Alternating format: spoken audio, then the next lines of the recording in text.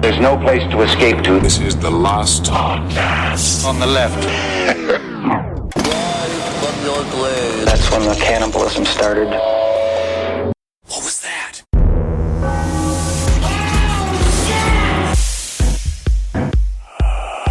Yeah, baby. Baby. Man. It's feeling good this week, man. Is that what you got in your mind? Is that Amy Grant? Yeah, baby. Oh, my Man. God, they should play that song over the footage of Hiroshima and Nagasaki. Baby, baby. I got a new emotion. Honestly, it's a good way to sell it. It's what's fear, hard. dread. It's so hard to sell it. But I was looking at the information last week, and I had this thought in my head, and I realized Marcus is Oppenheimer, Kissel's Leslie Groves. Yes. Oh, yeah. He's Cool. Leslie Groves, and I'm the genius Albert Einstein. That's me. Well, I definitely think we all have the similar eating habits of those people. Yeah. You know So how? that's 'Cause fantastic. I got the little, it's the little Einstein kind of lingy tongue. Yeah, you really do. Hey, everyone, welcome to Last Podcast of the Left Bend, hanging out with Henry and Marcus. My goodness You're not gracious. with me. You're not with Well, me no. today. As a matter of fact, this is old school. It Back is. in the day when Henry became a big celebrity and had to big move star. to Los Angeles and Yeah. leave I us remember. the little slugs back in New York City. I remember. We had to do it this way where Henry is out of the room. Henry is actually in the crux of Scientology right now, in the clutches of Scientology in Clearwater, Florida. I'm not going to say that there was several recording studios that denied my request for, and this is real, there were several recording studios that denied my request to record there. And then we went go through, I was like, look at the addresses. They're all right next to the Death Star in downtown Clearwater. It's so weird, man. But yeah, I'm ready, man. I'm feeling the heat. That atomic level heat. Yeah, man. You don't have to worry about recording in no studio that has pictures of the Scientology jazz band in the lobby. You don't need that shit. I don't need it, but it would have been nice. Honestly, they look nice. But here at Soul Studios is absolutely incredible. You see that? It's not like a place plug. It's a good plug. There you go. Good plug. With any luck, you walk in there, they'll think you're L. Ron Hubbard. Okay, well, speaking of Death Star, let's get on to part 3 of the Manhattan Project. So when we last left the Manhattan Project, the science and engineering side of the endeavor was well on its way to success, although it would take a further 1.5 years of trial and error before they completed construction of the bomb itself. But the thing about that 1.5 years of science and engineering is that it's a 1.5 years of science and engineering that mostly involves the minute details of uranium refinery, firing mechanisms, and various other atomic bric-a-brac. Yeah, borium, chlorophyll, more like fill my fucking ass. That's why we're doing a little bit of skip around, and we'll get Good. back to Robert Oppenheimer when it's interesting again. Yeah, the juice really comes from the Trinity test. So we're going Okay. to wait until the juice is flowing real hard and real fancy. Fantastic. Now, therefore, for this episode, we're going to shift to the side of the Manhattan Project that was ultimately unnecessary. Yeah. It is sad because it's the funner side in terms of like action and adventure and all that kind of shit. But it is the unsuccessful side. It was bad. Yeah. They did it Well, all I mean, wrong. I would not say unsuccessful. It was successful, just unnecessary. I would say this is more a story of war. What is it good for? What is it good for? Music? Making money? Power? Honestly, to GPD. But otherwise, nothing. Yeah. So from a perspective of an artist, this is when back in the day you'd fill out your writing packet, send it into Jimmy Fallon and say he's going to love it, but they never read it. Yeah. But you did a good job. Yep, that's an incredible analogy, actually. Good work. But this side did end up accomplishing something that was wildly important to the history of the 20th century. It's just that they did so halfway by coincidence. This is the rest of the story of the Bastard Brigade, the men who would partly make up the Manhattan Project's espionage, reconnaissance, and recovery wing. And again, read The Bastard Brigade by Sam Keane. It gets our highest recommendation and tells a far more human World War II story than what you're probably used to. It's really good. It's highly readable. Like, I flew through the first 300 pages of the Bastard Brigade. It's a fun adventure. It's Tarantino-esque. You can kind of see he must have stumbled upon this material when he was working towards Inglourious Bastards, because it kind of has that feel of like ragtag, a bunch of people who like shouldn't be doing extremely important jobs, doing them in a way that you can't teach. Yep. You know what I mean? It's like that naivete and lack of skill is sometimes extremely powerful. Also, a fantastic film if you just want to see a bunch of Nazis burning alive in a movie theater. Yeah. Rarely can you see footage like that and celebrate publicly. Yeah. But you can when it's Nazis. I was going to say, if I was going to be arrested for anything, espionage. I could see. Hi. Hey. I'll be a honey trap. I'll go to Oh, Washington, yeah. D.C. Tell me, little girl, have you ever been to see the Washington Monument? You're the most beautiful woman I've ever seen in my life. I could also put on a dress. I could do a whole series of different things with a lot of questionable Oh, politicians. you're not wearing a dress? Oh. You're not wearing, what is this? Oh, it's a very loose shirt. Oh, it's a lot of soft clothing. I'm sorry. I thought that you were just a 7-breasted woman. Another honey pot potted. No, if you'll remember from episode 1, the British had attempted to blow up the Norse hydro plant in Norway because it was producing heavy water that ostensibly could be used in what they thought was a rapidly advancing Nazi nuclear program. Mm-hmm. But as we know, the Nazi nuclear program stalled in 1942, lurching along in ultimately futile fits and starts right up until the very end of the war. The Allies, however, were still operating under the assumption that the Nazis were ahead of them in every respect, so they acted accordingly. Hey, if you were going to overshoot a project during any time period, this really was the Right. time. Yeah. Yeah, absolutely. Also, lurching to the tall community, that is a derivative of the L word, which is lurch. And I will open doors for people, but I don't need the responses. And also, I don't need to be called Hodor. So if you're going to mention that, please give me a heads up, Man, so I can be prepared. H for you, truly Hodor should be the H word, because It is the H word. Unfortunate how many times I hear it, and it's like, okay, all right, technically he speaks for a living. Okay, Yeah. he just displaces the same amount of water as the actor who plays Hodor. I asked my friend, I said, "What is that, a compliment or a diss?" He said, "Well, everyone loves him, but he is the R word." Yes, he very much so. Yeah, and it happens a lot at comic book conventions. When we were at WonderCon, there was somebody in the elevator with us that just straight up called you Hodor, Yep. and it felt bad. It was It did. weird. It felt right. real bad. Just I like the felt- Manhattan Project. I felt the weird sense of like, whoa, so this is what racism's all about. Whoa, incredible. Yeah.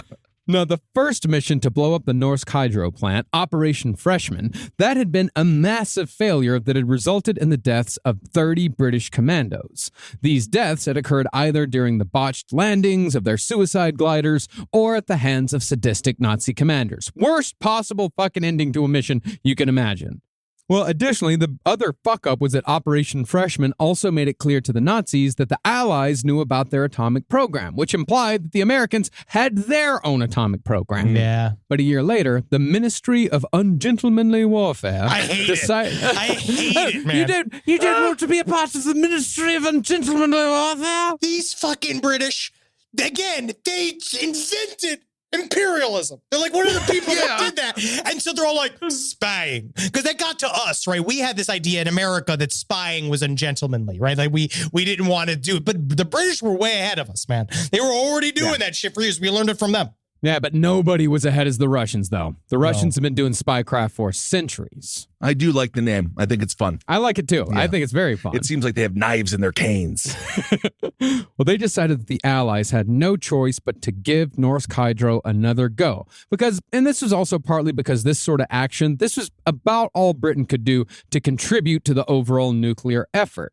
See, their nuclear program, Project Tube Alloy, had been stymied. Still one of the worst names of a project in World War II. Yeah. It really is. It had been stymied by German bombing, so the Brits helped pick up the slack by preventing the Germans from producing the bomb, and they also took on the task of sneaking European scientists out of Europe, just like they did with Niels Bohr. Oh, and you know how difficult that is with their creaky bones. And their big heads. Yeah. Hey, Niels Bohr. is just anti-intelligence. He just does not understand what secrets are because his head was just so big. He just assumes everybody's inside it. Oh, you just see him in Prometheus, the film, as his face is right against the helmets.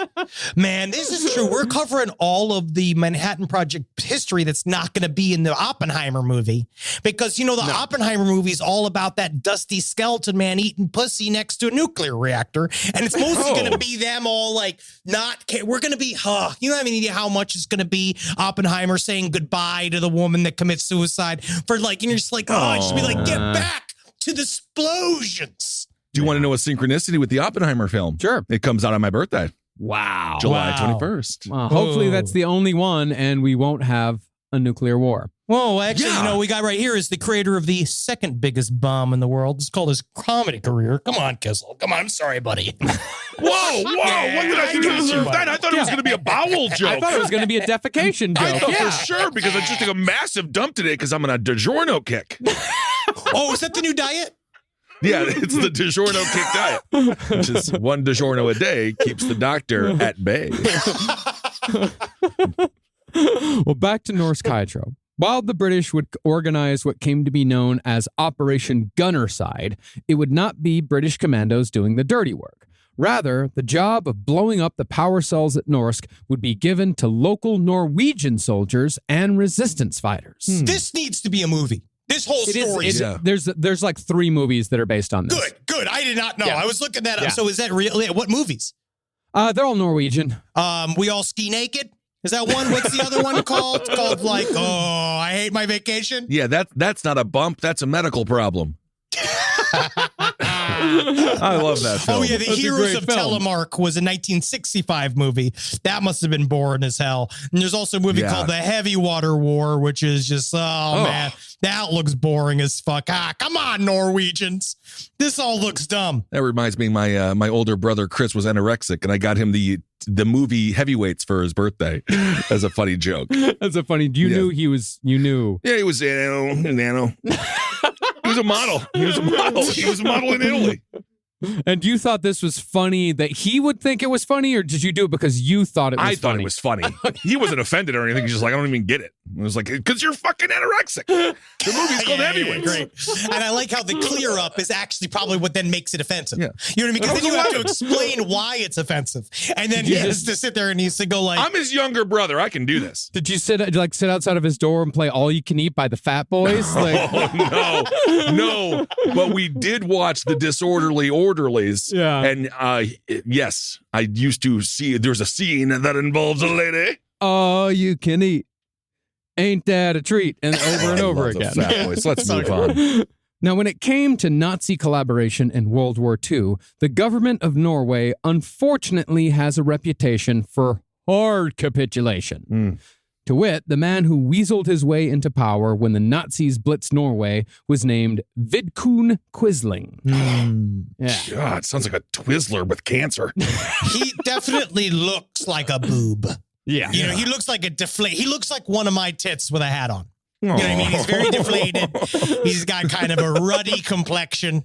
Well, Quisling capitulated so hard to the Nazis that his surname is now a dictionary-listed noun, meaning a traitor who collaborates with an enemy force occupying their country. Wow, is that also like bootlicker? Yeah. That's a very offensive term. Well, bootlicker can be any manner of thing. Bootlicker can be like a man who owes allegiance to his boss, even like the boss of a corporation, even though the boss has no feeling for him. Sure. Yeah, that's what I normally think of a bootlicker as. Like that fucking guy in the new Zelda game who's holding up all the fucking signs for a boss who doesn't give a shit about him. He doesn't even know who the fuck you are. Why are you holding up signs all over Hyrule? And I gotta come along and I gotta fucking help you fix these fucking signs, you fucking bootlicker. Fucking bootlicker. I'm just Fernando knows what I'm as talking you are. about. Yes, okay. Zelda's actually the name of the princess. I heard Link. Yeah, Link is actually the main character. I heard that bootlicker was the name. It was a Native American moniker for the first ever sub in a tribe. All right, fantastic. Moccasin sniffer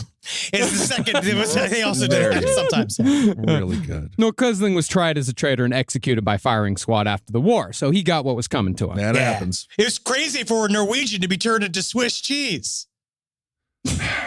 comedy career made in a lab. I'm made in a lab. Made in a Scientology lab. can't fucking kill me, dude. No, they can't. But it would be wrong to paint all of Norway with the same brush as Quisling, because the Norwegian resistance movement was one of the most ferocious and well-organized of World War II. At 40,000 strong, they called themselves the Milorg. Cool. What's that? It's just that I don't know what it means in Norwegian, but it sounds cool as shit. It does. Yeah, it sounds like a death metal band. Yeah, it sounds like something that lives in the mines of Moria. Milorg. And their ferocity was largely fueled by Nazi brutality. For example, Norwegians could be executed for having something so innocuous as a bag of British baking flour. As was mentioned in the Bastard Brigade, one village was burned to the ground after a single bag of British flour was found. And as far as the people in that village went, 18 men were executed on the spot, and the rest were sent to concentration camps. Oh my God. Honest question. How the fuck do they know the ethnicity of the flour? Truly, it's probably because the bag. It probably has a Union Jack on it or something, a name of a British company. And this is like, because they were trying to very fully stamp out because of how strong the movement was to fight the Nazis from within Norway. They try to punish them as often as possible by doing that, where it's like, we kill everybody for one infraction. Wow. In other words, Norway had a few grudges to settle. Yeah. And a handful of Norwegians got the chance with Operation Gunnerside. Cool. Now, instead of a commando force of 30 British soldiers making a direct assault on the plant, the Ministry of Ungentlemanly Warfare decided to use Norwegians. And in the process, they played to Norwegian strengths. Oh, yeah. They got big bottom women. They don't like clocks. Norway likes, fjords. They use the fjords. And then you got black metal. Yeah, and ships. I also think they like ships and vessels of the sea, don't they? Pickled fish. A lot of pickled fish there. Does the plan involve pickled fish? No. The new plan was... Absolutely not. Fucking shit? Who cares, man? Perhaps they had pickled fish along for the ride as rations. So maybe I cannot confirm nor deny the existence of pickled fish in Operation Gunnerside. Okay. You know who is one of my least favorite things about Norway is what else they gave us was Garrison Keillor. God, I hate Garrison Keillor. I fucking hate Garrison Keillor. Prairie Home Companion. It's a comforting Saturday afternoon. I hated Prairie Home Companion. God, I hate that show. I hate their little voices. I hate quiet radio. I hate the... Oh, well, let's see what Terry has to say. You know, like, I hate that type of comedy where he just goes like, these rutabagas they're green. And everyone goes, Rodney. I hate Garrison Keillor. Garrison just lives a small recluse life now, I believe, in Minnesota. Yeah. No small back is safe around Garrison Keillor. There you go. Well, the new plan was to use 10 resistance fighters who also happened to be expert skiers who could quickly ski their way to the plant after being parachuted to the ground. Whoa, James Bond. Yeah. I wonder if that scene Inception was based on this. I'm sure. Yeah, I mean, this is just, it was all, I think it was also used in the beginning of True Lies, wasn't it? Yeah, a lot of skiing. Yeah. Skiing commandos are fun. Yeah. Yeah, some boobs. After getting to the plant, they'd break in, plant explosives on the heavy water power cells, and hopefully cripple German heavy water production. Oh, dude, that's cool. It's also reminding me of Metal Gear Solid. Yeah. I'll tell you what, though. I don't think they got to worry about heavy water being created because they had Sergeant Kissel, someone there. And as long as he kept his latrine filled, he was making that heavy water. Fantastic. Thank you, Henry. So, on the night of February 27th, in the dead of the Norwegian winter, the team skied to the location, staffed their skis in an igloo they made themselves, and scaled a 600-foot tall sheer cliff at the back of the plant to avoid guard posts. Because the Nazis are like, nobody's fucking crazy enough to scale up that it didn't even cross their mind that someone could do this. Wow. And again, what fueled them was truly pure ignorance, then met with like, oh, we can do this. Like, they did not truly understand that it was in the bottom of a crag. Like, this thing was literally like perfectly safe from any sort of overhead bombing. And so that whole breakdown in the Bastard Brigade of them like trying to figure out, like, okay, can you even climb this fucking wall that surrounds this thing? And the one was being like, if there are plants growing, then there are places for our hands to go. And so then they went, and that's where they figured. So they would just look for the plants. It's crazy in a blinding snowstorm. Yeah, that's interesting. After following Nazi patrol routes to hide their tracks, the Norwegians found an unguarded gate and cut the lock, whereafter 5 men provided cover while the demolition team cut a hole in the fence to gain access to the plant itself. But when they got through the outer perimeter, the team found that contrary to their advanced insider intelligence, every door and window had been bolted shut. Improvising, they found a utility duct and crawled their way to the room where the heavy water was both stored and produced. Wow. It's crazy, man. They're doing like Persona 5 Royal shit. Yeah. When you have to like do that. It's all with Metal Gear Solid too. We have to find a lot of vents. Yeah, a lot of vent use. Also with the Arkham Asylum, with the Batman game, which is actually why I don't really love the Batman games. The Batman game is 90% vents. A lot of vents. Yeah. Well, after dropping 15 feet from the ceiling to the floor, the commandos snuck up on the only guard. Improbably, the Nazis had left a frumpy old Norwegian man named Gustav to guard what was supposed to be the Nazis' most treasured scientific resource. Are you looking for the fat boy water? It is in the other room. Thank you, Gustav. Thank you, Gustav. He just definitely seems like the Milton from Office Space, where it's like, okay, Gustav, we're going to go party. You stay here and have the guard of the water. He did not give a fucking shit. Because I'm basically a prisoner here too. You know, I'm being forced to watch this thing by Nazis. So he's like, yeah, just do it. Also, just get it done. You're watching water. Yeah. It's real boring. Yeah, of course. And so Gustav was held captive in a corner while the demolition team placed enough explosives to blow up all 18 fuel cells and 770 pounds of heavy water. The worst was when they started tickling me. They were tickling me in the corner. I couldn't get out. Next thing I knew, it got bigger and bigger. And then it was me and 5 skiers, and all it takes is one pole to make a little bit of a side war party.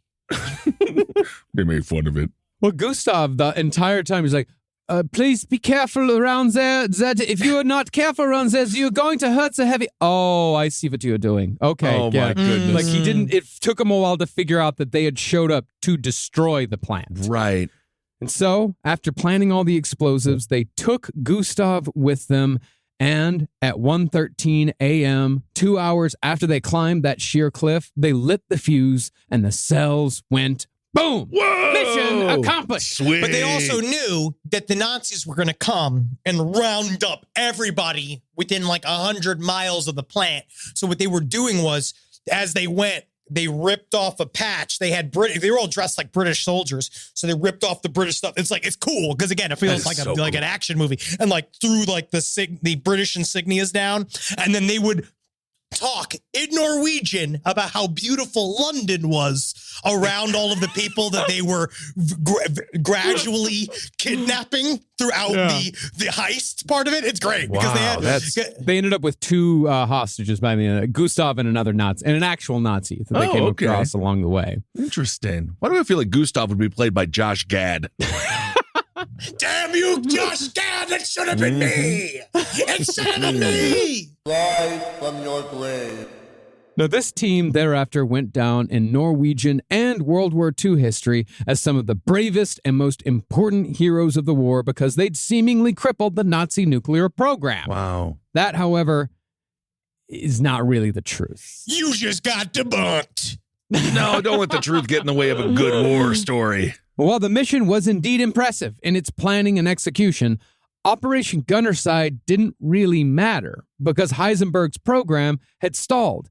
Even worse, while Norse Hydro was supposed to be out of commission for at least a year, up to 2 years, it was back up and running bigger and better than ever within 6 weeks. Wow. They barely put a dent in it. By the time they had, in the book, The Bastard Brigade, by the time they had the big congratulatory dinner, because then they took all the guys that did it out to dinner in London.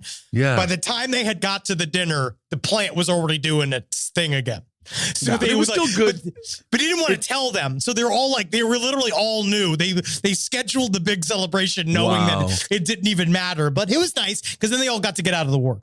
And it's still good for morale. They did it. They got in there. They blew up a building. Great for morale. Yeah. But the plant engineers worked 24 hours a day in shifts to get the cells repaired. And by the end of it, they had managed to actually expand the heavy water operation from 18 cells to 26, which increased their production of heavy water from 11 pounds a day to 15. It's kind of just sort of a glorified demo day and then a rebuild. Yeah. A little bit. It actually kind of made space for them to be able to build it better in a way that they didn't even think about. They're like, oh, now we could actually put so much more. The heavy water could go. And they're like, wow, this is actually kind of nice. So thank you, Mr. Gunnerside. I said this was a load-bearing wall. Turns out it's not. We can really have open concept in here. This is going to be great. And now we've got the shiplap on one side and we've got the rolling barn doors because great illusion of space.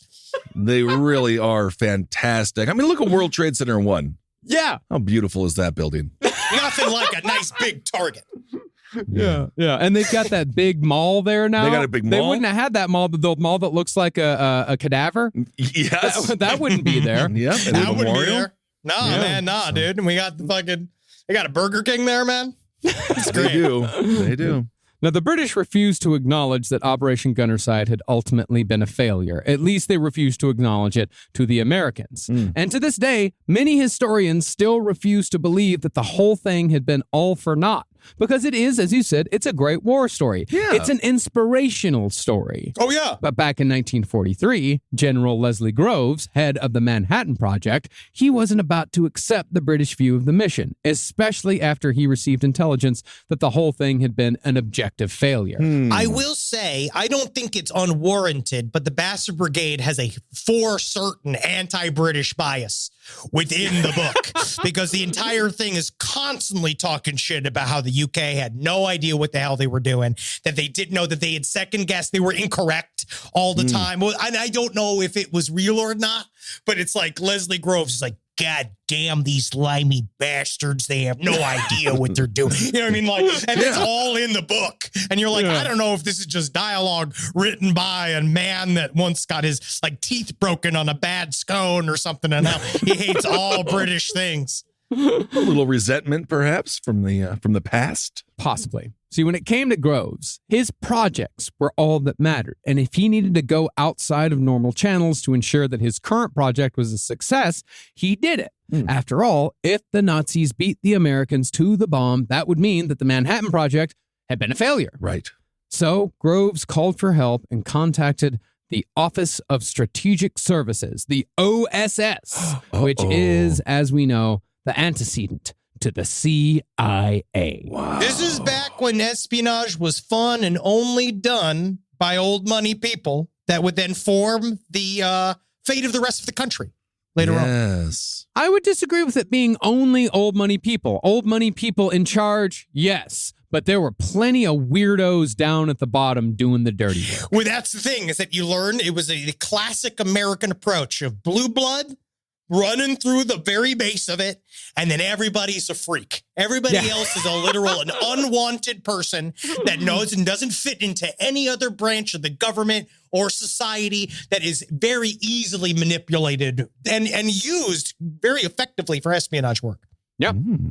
Well, Groves got a hold of OSS founder Wild Bill Donovan and brought him up to speed on the situation. And the two of them got to work on a plan to take out the Norse hydro plant for good. You know, they call me Wild Bill, but I actually just have early onset Alzheimer's. I actually think it's kind of offensive. This poor Wild Bill. just being like, is this my house? That's Wild Bill right now. That's Wild Bill. Bill, you know that's her house. He's being wild. I'm not being wild. I don't know you. Wild Bill. Wild Bill. Wild Bill. Oh, okay. Please, for the love of God, where am I? Now, the plan that Groves and Wild Bill came up with to stop the production of heavy water at Norse Hydro, that didn't work out. But it was still the beginning of the Manhattan Project's involvement in covert combat, espionage, recovery, and assassination operations. Wow. I didn't understand that Leslie Groves could call a bombing in. That he literally could call the U.S. government and say, like, can you go bomb this place? And they would just go do it for Manhattan Project. Well, we'll get to that in a second, but remember, he was a general. He was General Leslie Groves. What a fun power to have. Yeah. Oh, yeah. Can you imagine if he was a specific? Yeah. That's cute. I don't really get it. It's really cute. He's not a general. He's a specific. Oh, wow. This is really something that must only be made in a lab. That must be made in the lab. I literally got to get the fuck out of Florida. My strength is leaving me. I was in a hot garage all day. I was doing a very Mama Zabrowski version of an episode of Hoarders where she kept going like, she'd be like, I want everything thrown out. And then anything I'd go to throw out, she'd go, no, don't you understand? That's my wedding dolls. I'm going to talk about wedding dolls and side stories. Yeah, I know. You're going through a lot right now. Henry is at home helping his mother throw out the things that she will not throw out. Yes, the wedding dolls from her first marriage. Begging me to come get rid of these things. Now I am here. Cannot believe that I would say yes. Now does not want to go through it. Junkman Joe's coming. First thing in the morning. And that just got to go out. Joe. All right, so that explains the joke. Fuck you. He's under a lot of stress. Yes. Now, as we were just talking about it, and as we covered in our MK Ultra series, some of the first men in the OSS came from the most powerful families in America, the DuPonts, the Morgans, the Vanderbilts. But in addition to the rich boys, Bill Donovan also had wild cards. He had mafia contract killers. This was all gone through in the Bastard Brigade. Mafia contract killers, bartenders, pro wrestlers. Wow. Yeah. And as it pertains to our story, professional baseball players like former White Sox catcher Mo Berg. Wow. Mo Berg is one of the more interesting characters in history because it's such a weird combo of a lot of different qualities. He was a genius. He was a multilingual person. He literally could speak Japanese. He's great. Yeah. He's a very interesting guy. Yeah, Mo Berg was a natural athlete. He was beyond brilliant. He was fluent in at least 6 and maybe as many as 12 languages. Wow. He was so comfortable with just Latin that he could talk to a second baseman in Latin during a baseball game when he played shortstop, and they'd know exactly what the fuck he was talking about. That'll confuse a batter. That'll confuse a runner. Mm-hmm. And again, he was played by, I forget, the catcher was a spy. He was played by Paul Rudd. And I said this on the stream, but he looks like the evil baby from The Simpsons. Oh. Like he looks like Imelda Marcos if Imelda Marcos was from the Bronx. Like there's something about him. He's got a gummy bear body. He's got a full unibrow, but he was an extremely compelling spy. People love this guy. Yeah, it's just really bizarre because obviously we want to be inclusive in this world, but how do you get people to identify as hideously ugly? Because just choose it. We do here. We are all proudly ugly. Yeah. I'm actually a pretty handsome man. He feels handsome. Marcus feels handsome. I've been told by many people that I'm quite the handsome boy. I'm just saying Hollywood needs to include, Hollywood needs to stop prettying up all these ugly people through history. I agree with that. More ugly actors. Yes. Yeah, sure. Yeah, I mean, I would say Mo Berg was 1930s handsome. Good. Yeah, he was witty. He was the personification of the old cliche. Women want him and men want to be him. I've always wanted to be a catcher. I've heard. Mo Berg was also an inscrutable loner with no close friends or relations. In other words, everything about Mo Berg screamed spy. Wow. Spy! Nice. Now, Mo had a surprisingly long career in baseball and impressively attended Columbia Law School full-time throughout the season during his early years in the league playing for the White Sox. I think his career was 8 years long, something like that. Not too bad. But after an injury in 1930, he was demoted to a bullpen catcher for the Washington Senators. Once you tear your taint as a catcher, you're done. Oh, yeah. The taint is one of the most crucial organs. It's an organ. It's an organ to it is. It's all taint. Because I was a catcher. I know. Wink. You can see, I got a catcher's knees. I know. I got an umpire's mind.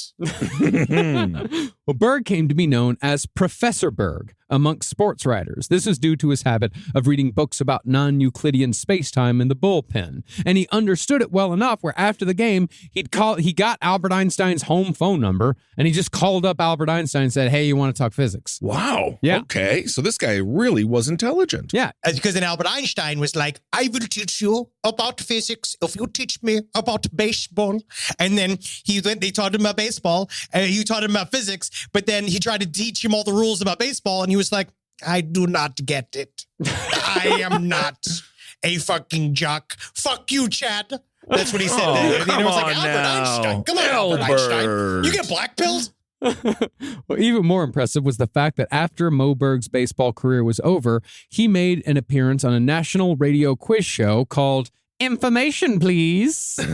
I'm immediately annoyed because I'm going to be on hold for 20 minutes. No, Information, be like, I just gave it to the automated system. Why do you need my information again? That was in 1938. And in that year, he became an overnight celebrity. He was sort of a Ken Jennings, if you will. Well, and of course, Henry and I, cheap plug for our Patreon, had a chance to interview Ken Jennings. So check out that conversation. Ken's a big fan. Kissel, Kissel definitely didn't try to use him as an info booth and ask him a bunch of trivia questions to see what he knew. I asked him why Axe body spray is so cold when it goes on your body. And you thought that was And a he Jeopardy explained question. He did explain it. He did explained explain it. Oh, yeah. Yep. Huh. Yep. That's interesting. Well, maybe I'll have to listen. You might, yes. But like so many other Americans, when war broke out, Mo Berg wanted to fight for his country. But the military wouldn't take him due to his old injuries. So when the OSS was formed, Wild Bill Donovan trusted his gut and recruited Mo Berg, making Berg one of America's first international men of mystery. Well, Mo Berg, for some reason, was kind of obsessed with the concept of either being a spy or wanting to do something, because he took a trip to Japan as a younger man and he filmed a bunch of shit from the top of a hotel. Like he got real into taking pictures of, and for some reason he did espionage film where he filmed like what's it, Putz? Like a port. He filmed like where the boats came in and out. He filmed a couple of places where there was like a factory district. He did this stuff as a sort of almost like some kind of reel, like an espionage reel, so that people could do it. And he spread this video around. And apparently it was so useful to the U.S. government because up until this point, the only information that they had about the Japanese shoreline and anything that happened on the Japanese mainland had come from like tourism books. They didn't even know what was happening over there. So it's very interesting. It's very, like, he was obsessed with it. He shot a pilot. For the CIA or the future CIA. That's your show. OSS. Right there. They saw that. And they were like, that's your show. Interesting. Now, being an OSS agent was just as dangerous as being in the CIA, if not more so, because the OSS was very much making shit up as they went along, and they often did so in a dramatic fashion. For example, the OSS regularly used the infamous cyanide capsule, which, of course, could be bitten down upon if the agent was captured by enemy forces. Yes. Foaming death would come within seconds, and the agent's secrets would die with him. There was a recent situation about, 5 or 6 years ago? The dude in Russia who took it on the stand and you can watch him die. Have you seen that? I haven't. It works real fast.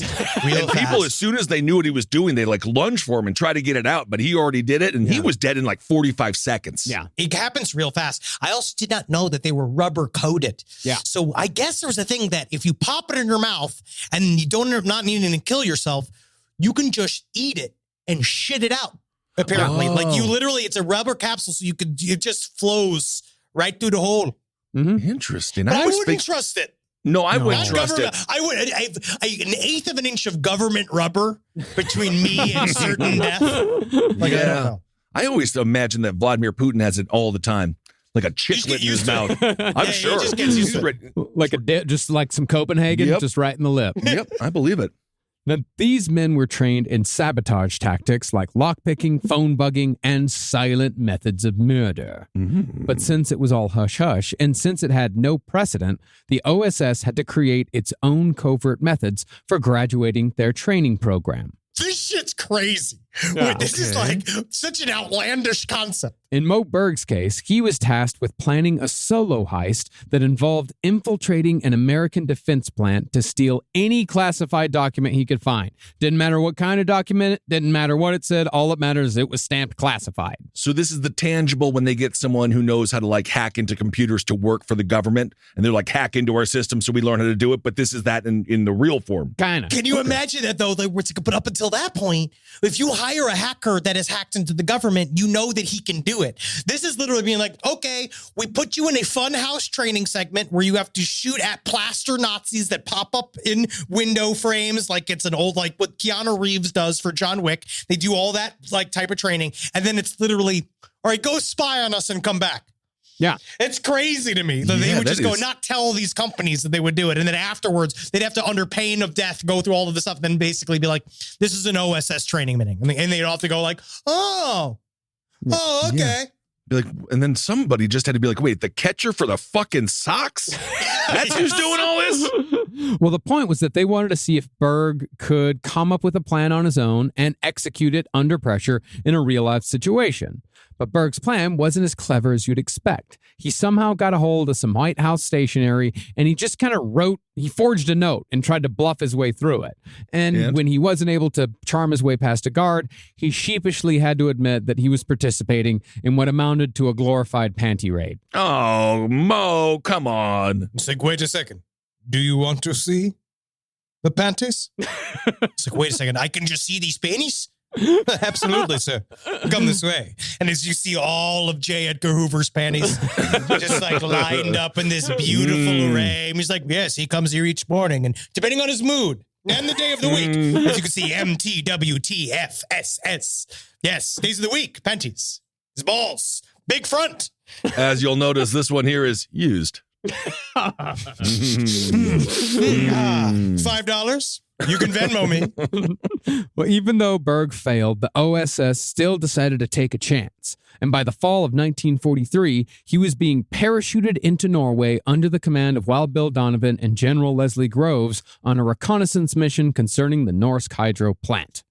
Now, Berg soon found and interrogated scientists familiar with the plant, and those scientists confirmed that the heavy water production had only ceased for about a month and a half. That interrogation was relayed back to Groves and Donovan, who both said, fuck it, let's just bomb the fucking thing into oblivion. Right, sure.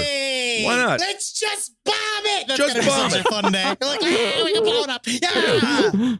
So within a week or so after the information was delivered, Groves and Donovan managed to gain command of 142 bombers from the bloody 100th.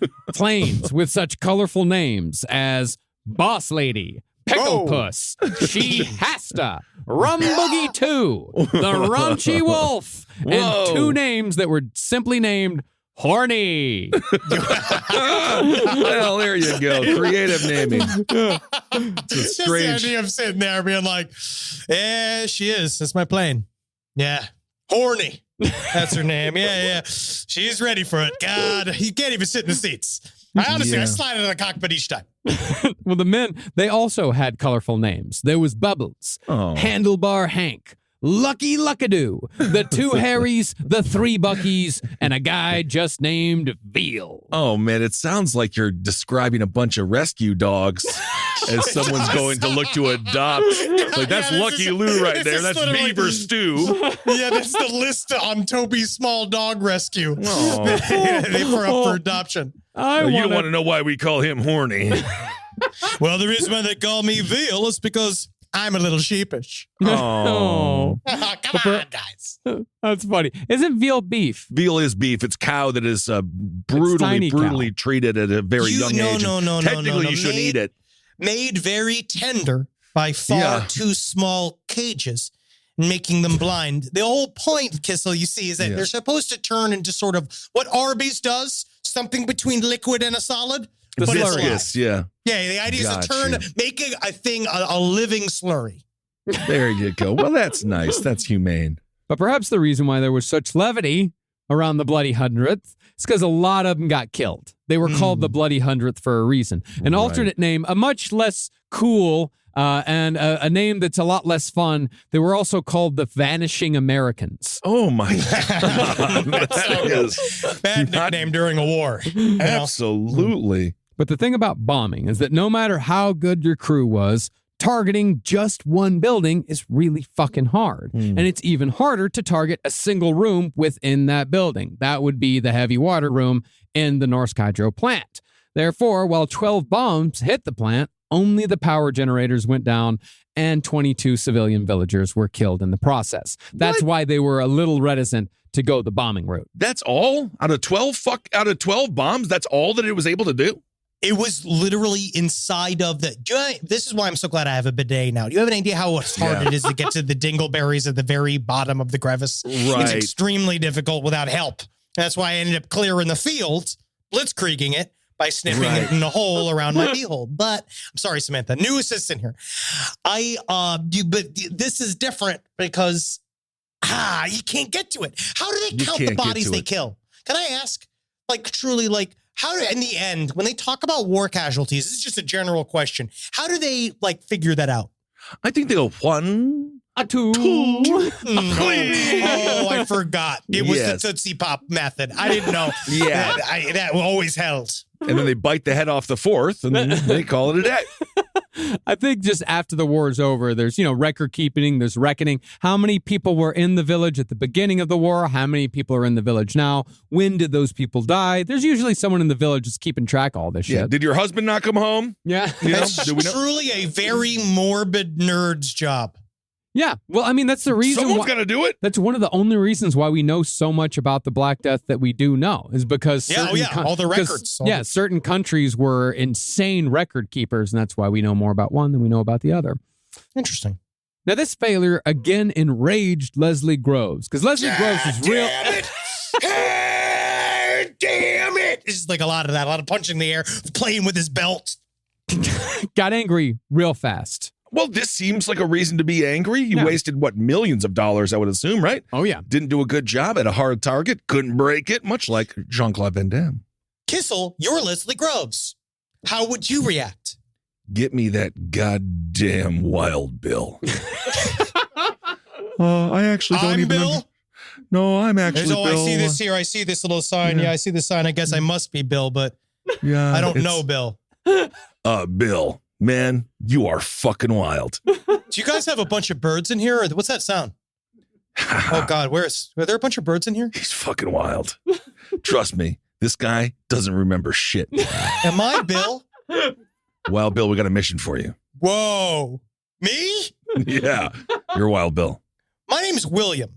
No, yeah, Wild Bill. Want to go kill some Nazis? Yeah. There you go. Wild Bill's back. Now, when Leslie Groves calmed down, he realized that by just dropping one of his dudes into the thick of it, he very quickly had gained highly valuable operational information about the Nazi atomic bomb program. Didn't matter if the bombing worked or not, he still knew that it was all up and running, and he knew it straight from the horse's mouth.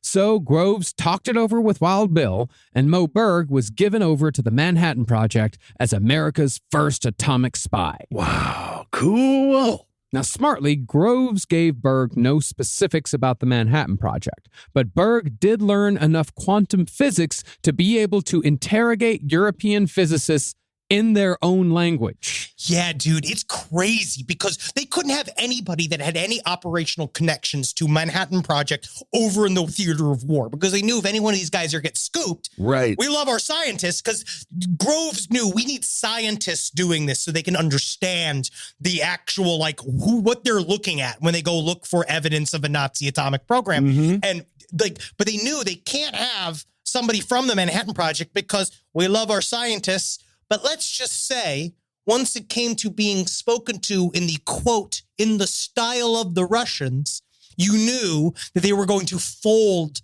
immediately. There was sort of physical, they can't be tortured. As soon as they're tortured, they're going to start spilling their guts. And I don't disagree with them. Yeah, well, Niels Bohr couldn't even stop talking about being an atomic scientist when nobody was torturing him. Right. He just talked about it out loud. I did not go to 49 years of being a nuclear scientist, man. Do I just not start saying about it? All right, you tell me not to. What did you do? Oh, you're Mr. Radio Man.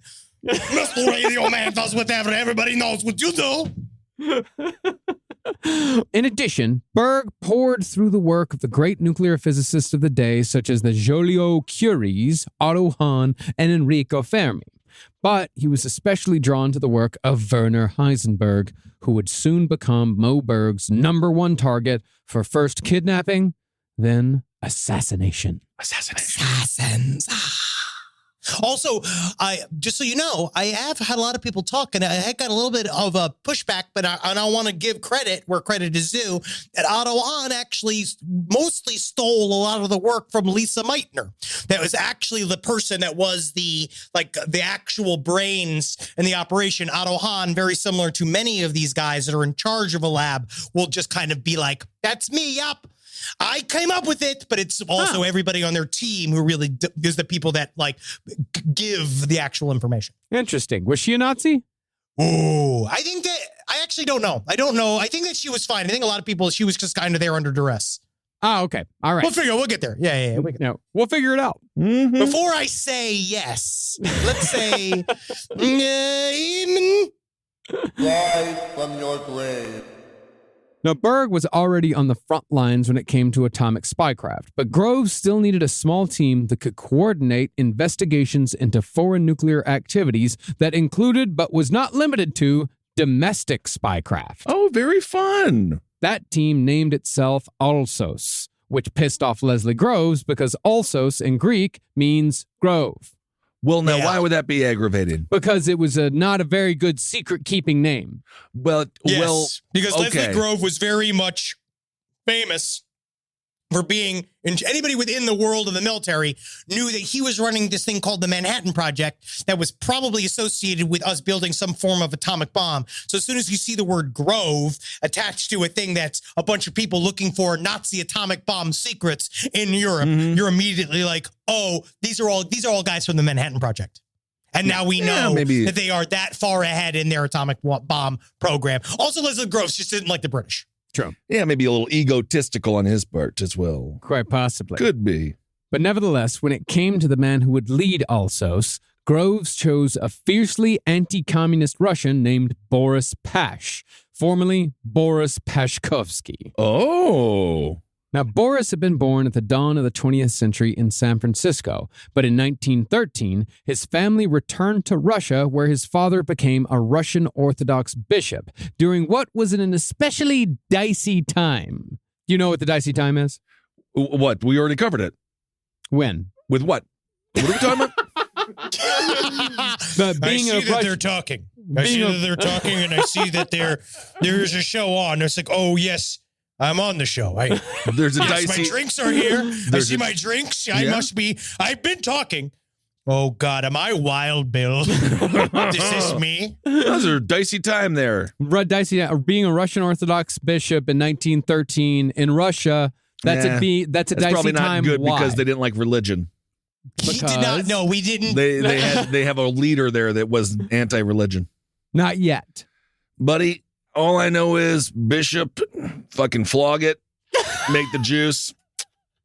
I really it's don't care. It's a numbers game. Comedy and thought process is a numbers game. You never know. You never really know. I don't think being a bishop ever is fun. Well, this was right before the Russian Communist Revolution. Sounds like a dicey time. Yeah, exactly. And when the Russian Communist Revolution came, Boris, not surprisingly, fought for the Tsar as a part of the White Army, which was made up of religious zealots and the capitalist bourgeoisie who benefited from Tsarist rule. As we know, the revolution ended in the death of Tsarist Russia, so Boris slowly made his way back to America, where he was born. Man, eventually, every one of our topics is going to touch each other. Yeah. Isn't it? Yeah. Because that's all Rasputin. This touches Rasputin directly. That's so weird. So crazy. That's what I was talking the about. Connection between Boris Pash and Rasputin is. That's what I was saying. We covered it. I would say none, because Rasputin was just hanging out in the palace having a good old time. I'm just hoping. I'm hoping for an extended universe. That'd be nice. Yeah. Now, by the mid-1920s, Boris Pash's name had been shortened from Pashkovsky to Pash, because when he came in through immigration, they're like, you're Pash now. It's a lot easier that way. Yeah. And he was soon teaching high school in Hollywood. Oh. Hollywood High School. I drive by it every day. Man, was he actually at Hollywood High School? I mean, they just said a high school in Hollywood, so maybe Hollywood High School. Probably Hollywood High That's School. so crazy. It's so weird. It's like where Judy Garland went and shit. It's like, it's very Yeah. strange. There's a mural of all the actors that are famous from there. Oh, wow. On the outside of the school. Strange. It's really strange. Yeah, Very it's like- strange. The one on the way to the Sirius XM, Yes, sir. I know exactly which one you're talking Yep, about. it's- Yeah. It's very famous. Yeah. Yeah. It was Very- actually, it probably was that one. Yeah, I Yeah. think that's what they said. 90210. I think it was based on that. Oh, wow. In 1930, though, Pash returned to the military and joined the Army Reserve. 10 years later, Pash was in the Army's intelligence division, tasked with hunting Japanese insurgents in the Baja Peninsula in an effort to prevent an attack on San Diego after a Japanese sub had surfaced in Santa Barbara, California to fire on an oil refinery. Now that's a Baja Blast. Now, no insurgents were ever found in Baja, nor were any Japanese American citizens ever found guilty or even tried for espionage or treason. In fact, out of the 10 people convicted of spying for Japan domestically during World War II, all 10 of them were white weeaboos. What's a weeaboo? Yeah, man. A person who is a Westerner who is extremely obsessed with Japanese culture. Oh, Wait, like Gwen anime. Stefani. It's more of an anime thing, but still, these were people who were extremely obsessed with Japanese culture to the point where they were traitors against their own country. Well, that's what got Gwen Stefani in trouble because she said, I'm kind of Japanese, but she's not. She claimed to be Japanese. And, I haven't seen the documents, but when I see a white woman, and you just never know. You 'Cause never it's know. You never know what's inside. Because I'm half Spaniard. Are we you? know that. I'm just saying it. cool. Yeah. Well, the most interesting of these weeaboos was a woman named Velvalee Dickinson, a.k.a. the Doll Woman. Whoa, man, the nickname's scary. The name is sexy, but her nickname is scary. You think Velvalee Dickinson is sexy? Yeah. I like it. Velvalee Dickinson? Yeah. Velvalee Dickinson definitely sounds like a woman I'd end up ruining it all for. Yeah, smooth. Yeah, I mean, Damn you, Velvalee, get out of my mind. Velvalee Dickinson from a long line of Dickinsons. Damn it, Velvalee, get out of the trunk of my car. Oh, I ain't going nowhere without you. I'm Velvalee. You got me cornered. Yeah, Velvalee Dickinson. Yeah, she's a babe. Well, after becoming obsessed with Japanese culture, Velvalee used her doll shop in Manhattan as a front for Japanese espionage. Oh. She passed military intelligence to the Japanese in letters that relayed information through doll lingo. Well, I don't like that she's doing that. And I don't like doll lingo. Yeah, what is doll lingo? She would refer to things like fishnets, like doll accessories, and they would be Fishnets. yeah, fishnets. That was one of the weirder ones was fishnets. Yeah, Like I don't like all this Like these sexy little dolls. she would say, like, I'm getting an order of 2 fishnets from San Diego, or I'm getting a set of fishnets repaired in San Diego. Yeah, you would, Velvalee. Which told the Japanese that there were 2 ships in the harbor at San Diego being repaired at that time. Oh, Hot damn, okay. Velvalee. You know what I mean? Whoo, man, those letters. You can even read through the letters. She's got a body. Yes, indeed. Although fishnets need to be cheaper. You think so? They're fucking expensive. Have you ever gone to one of those stores where when the lady wants to dress up all fun? And fishnets, there's no material. Well, I'd imagine they're I have no difficult. fucking clue goddamn what you're talking dollars. about. They're difficult to make, though. They are not. Why are you pricing out fishnets? Hey, Why are you doing hey. Why are you doing I'm that? just saying they're very expensive for limited fabric. That is true, but it's the quality you pay for, and you pay for the labor. No, you're supposed to be able to tear them open. Oh, weird, Kissel. Oh, no. We've headed into a weird private part of your life. No, You everyone just- agrees. Do you just rip apart fishnets at home like you're a giant horny dolphin? Oh, my Like, God. do you just go and like you're Gojira itself? Just No, being like, go no. like, nothing can contain me. And just like put it over your head and just rip it through your, Yeah, why your not? face go through. Have fun with it. Well, the letters written by Velvalee were sent to Japan via Buenos Aires, and she used names of people in the doll trade that she had grudges against, and it was that little bit of pettiness that got her caught. because the letters were intercepted and they started to see like, oh, this sounds, a code breaker looked at it as like, oh, this is obviously all code. And it would have the name of like Martha Johnson, who lives in Boulder. And they go and talk to Martha Johnson from Boulder and say, are you a fucking spy for the Japanese? She's like, that sounds like something Valvoline would be into. And so Valvoline is like, yeah, I may have done a treachery or two, but when it comes down, everything's fair and love and war. Valvoline. Like, all right, Valvoline. can I show you a picture let of me see her. Valvoline, Ben? Because I got a pretty hot, steamy picture going in my mind. And, well, you know, it looks, well, so I understand why they called her the doll lady. No, Wow. Valvoline is very different Yeah. than what I thought. But, you know, it was also the photography back then. The photography back then isn't. I literally thought, I just, in my head, You know what? It was just. I was just seeing a blonde bombshell with just, you know, a slinky, like Jessica Rabbit, No, you know, style. she- But that, she There's looks, only, okay, to be fair, there's one picture of her, and it looks to be her in her like 50s. She had something. I'm looking at it from certain angles. I think this picture is from her in the 30s, and she looks like a melting skeleton. Well, aren't we all? does. Aren't we all? All She right. does. Well, that's why she's got such great personality. That's why she's always playing with dolls. She looks like before the Wicked Witch of the West turned. Yeah. Like she looks like in the real life version. Dude, of you her. say what you want about that Wicked Witch. She's got a tight bod. Yeah. I must be horned up today. You really seem to be, man, yeah. you I haven't real- it's jerked coming off in a off you. while. Yeah. Maybe you should. Talking with Blasian. Yes, indeed. But when it came to Boris Pash, he fell in love with the military intelligence game during his hunt for non-existent Japanese insurgents. He was great at managing agents. He was a master of disguise. He had a knack for putting wigs on straight. I hate this guy. Honestly, Why? for all intents and purposes, I should love this guy, but I hate this guy. This is what you would be doing. Yeah. And I know. And he was pretty good at funny voices. But like See, voice alteration. Well, as long as he doesn't use them in our fucking ads, because they don't like funny voices. We've gotten some ass to be re-recorded, yes. Well, Boris Pash therefore caught the eye of the OSS, and he was soon named head of West Coast domestic security for the Manhattan Project. Oh.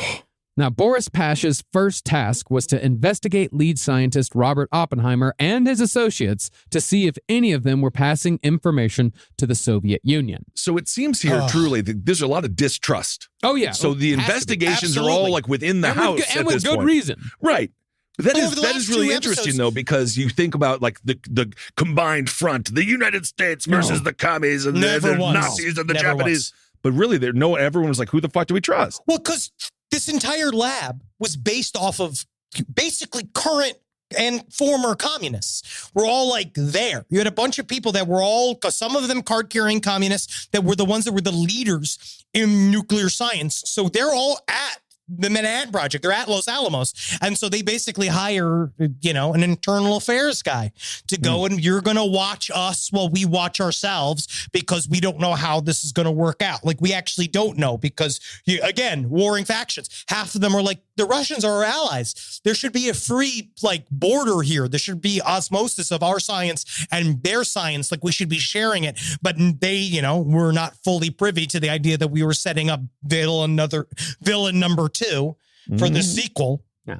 And to the point of everyone coming together for the war effort, that is very much that's a rose-colored view of history. America, when we were first asked to ration, we fucking hated it. We were dragged along, I kicking believe and that. screaming the entire time. We did not like rationing. We did not like sharing. We basically, the government basically had to hire a daddy to force everyone to do it. But if they wouldn't have forced everyone to do it, we wouldn't have won the fucking war. So there you go. Yeah. Sometimes you need a daddy. No, you don't. Don't you, Ben? No. Don't you sometimes need a daddy? Sometimes. I think sometimes No, you need a daddy. I just, I no, I always am, need a daddy.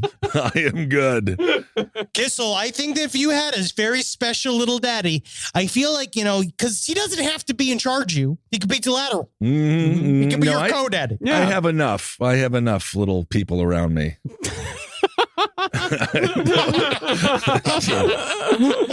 Like there was just a group for me to just go talk with other big people and just be like, these littles. Fuck is. Oh, that's how this starts. That's how this fucking starts. God, man. is that how an NBA locker room sounds I like? don't. They have their own issues. I think they're all just getting too laid and paid to be angry. Yeah. Yeah. They're NBA guys. I think they're pretty happy. Well, the FBI had already been investigating one of Robert Oppenheimer's students, and that student was indeed passing information from Oak Ridge and Los Alamos to Soviet agents. Pash, however, demanded that he be given total control over all investigations into Manhattan Project staff. That authority was swiftly given, and Pash began a lifelong career of being the type of guy who would fit his entire head up your ass if he thought there might be a communist hiding inside. But they also Hey, did. buddy, I got a couple of communists in my ass. You want to come check it out? You want it too much. No, But no. I'll look. I'll look. have to look. Yeah. Now I have to look. Yeah. My God, this is the cleanest asshole I've ever seen. Yeah. There wasn't a communist in here now. There certainly was one here recently. Nice and cleaned up. Put a surveillance team on that man's asshole. There was a kind of a problem, though, because a lot of this shit he did was completely illegal. So he'd set up a house that he wired for sound, and he'd invite communists to it and go, yes. Mhm. You know, just seeing like, what do you think of this? You know, like, and so the students got caught, but because all of the evidence was against them was built up illegally, they didn't know what to do with them. So you're like, well, we can't prosecute them for espionage officially. So they just sent them all on the worst details in the war. Like they sent one to Alaska. They sent one to another place where they just like put them away from anything important possible. And just were like, all right, you go peel potatoes for the next 2 years. Yeah. You love potatoes. You're a communist. He installed surveillance equipment worth $100,000 in modern currency in the radiation lab at the University of California, Berkeley. Wow, interesting. Yeah, he also had undercover security agents follow anyone he suspected of having communist ties, and he flipped Oppenheimer's driver and his bodyguards into becoming informants that reported directly to Pash. And so there is a really interesting push and pull in that time period. It's very difficult to cover accurately on a podcast versus a book, but like Oppenheimer understanding that everyone was trying to out him as a communist spy was a part of like one of the big pressure points during the end period of the Manhattan Project as they were going up to the Trinity test, because obviously he's under a lot of pressure as it is. He's under pressure in his own mind. He's under pressure from the U.S. government, but now they're all looking for any evidence that he's a communist too. So he tried to quit like 4 times. Yeah. He's like, I can't handle it. I have to go. And you're like, Robert, come on, buddy. Come on. They're going to make a movie about you. Don't worry. But as I said last episode, the unfortunate reality is that, as Henry said, there were quite a few card-carrying communists both orbiting the Manhattan Project and quite a few inside the project itself. Even a few in the inner circle, although most of them weren't feeding information to the Soviet Union. They were just communists. It was just a political ideology. They were American. Yeah, they were American communists. Yeah. Military intelligence, however, is not necessarily known for sussing out nuance. And by late 1943, Pash's hard-on for communism got to be so obtrusive that everyone in the Manhattan Project and the OSS hated him. Yeah, eventually they're like, you know what? Honestly, the communists are crushing it right now. You're killing me, Pash. You're fucking killing me everywhere you go, because he's just like, he's too good. He was too good at being an internal affairs guy. Yeah. They wanted to send him away. Get out of here. It just sounds very annoying. Extremely. Probably, He's an aggravating person. He's bringing the vibe down. Sure. Yeah. And he's also fucking up your day in the process. He is setting your work behind because you can't get the fucking project done if half your guys are being interrogated by Boris Pash, or if they're fucking constantly worried that Pash is going to arrest them. It's weaponized HR. And actually, it really is. Yep. It is. And this is partly how Boris Pash got put in charge of an Alsos mission that tracked the developments of Axis nuclear programs, which necessitated a relocation to Europe. Oh, fun. But I feel like this is the type of thing that showed just how much of a genius Leslie Groves was, because he kind of understood, well, yeah, he hated communists too. He was a fucking diehard American, but there's like a part of him that did understand we need these Russian nerds right now. Like, we need them. After the war, you guys can all tear all of these guys to pieces if you want. But right now, I need to all of this shit needs to stop. Yeah, it doesn't matter. By 1944, Boris Pash was in Italy tracking down a former assistant of Enrico Fermi's to see what he knew about German atomic studies. This was a mission called Operation Shark. Ooh, that's fun. Dancing. Remember the dancing shark? Yeah, I remember. Baby shark. Yeah, baby shark. Yeah, baby shark. God help us all. God help us all. Oh, Mr. Bill. It's just becoming, I'm just Wild Bill in my head now. Just going, my God, am I a shadow of myself? That's wild. That's Wild Bill for you. That's real wild. Well, in Shark, American agents would be sent to Rome to quote unquote persuade this former assistant to defect to the Allies.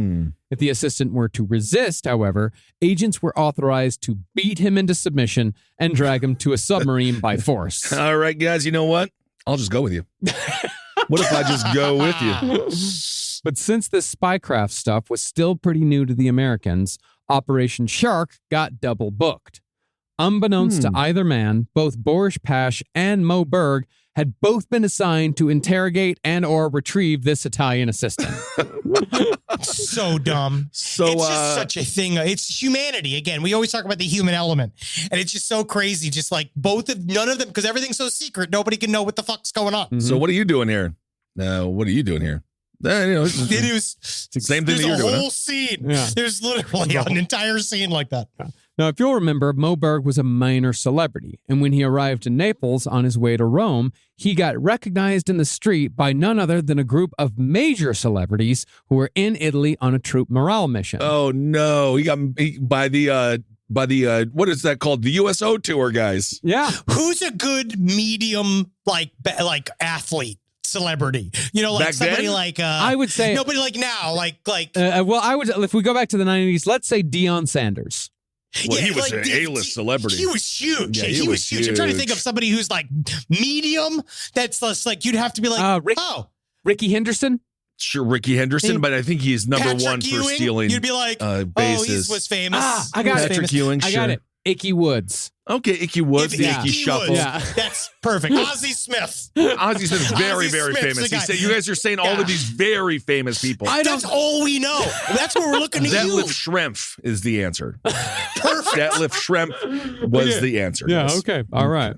Well, the crew that recognized Mo Berg was baseball star Lefty Gomez, They call me that because I only use my right hand. I get it now.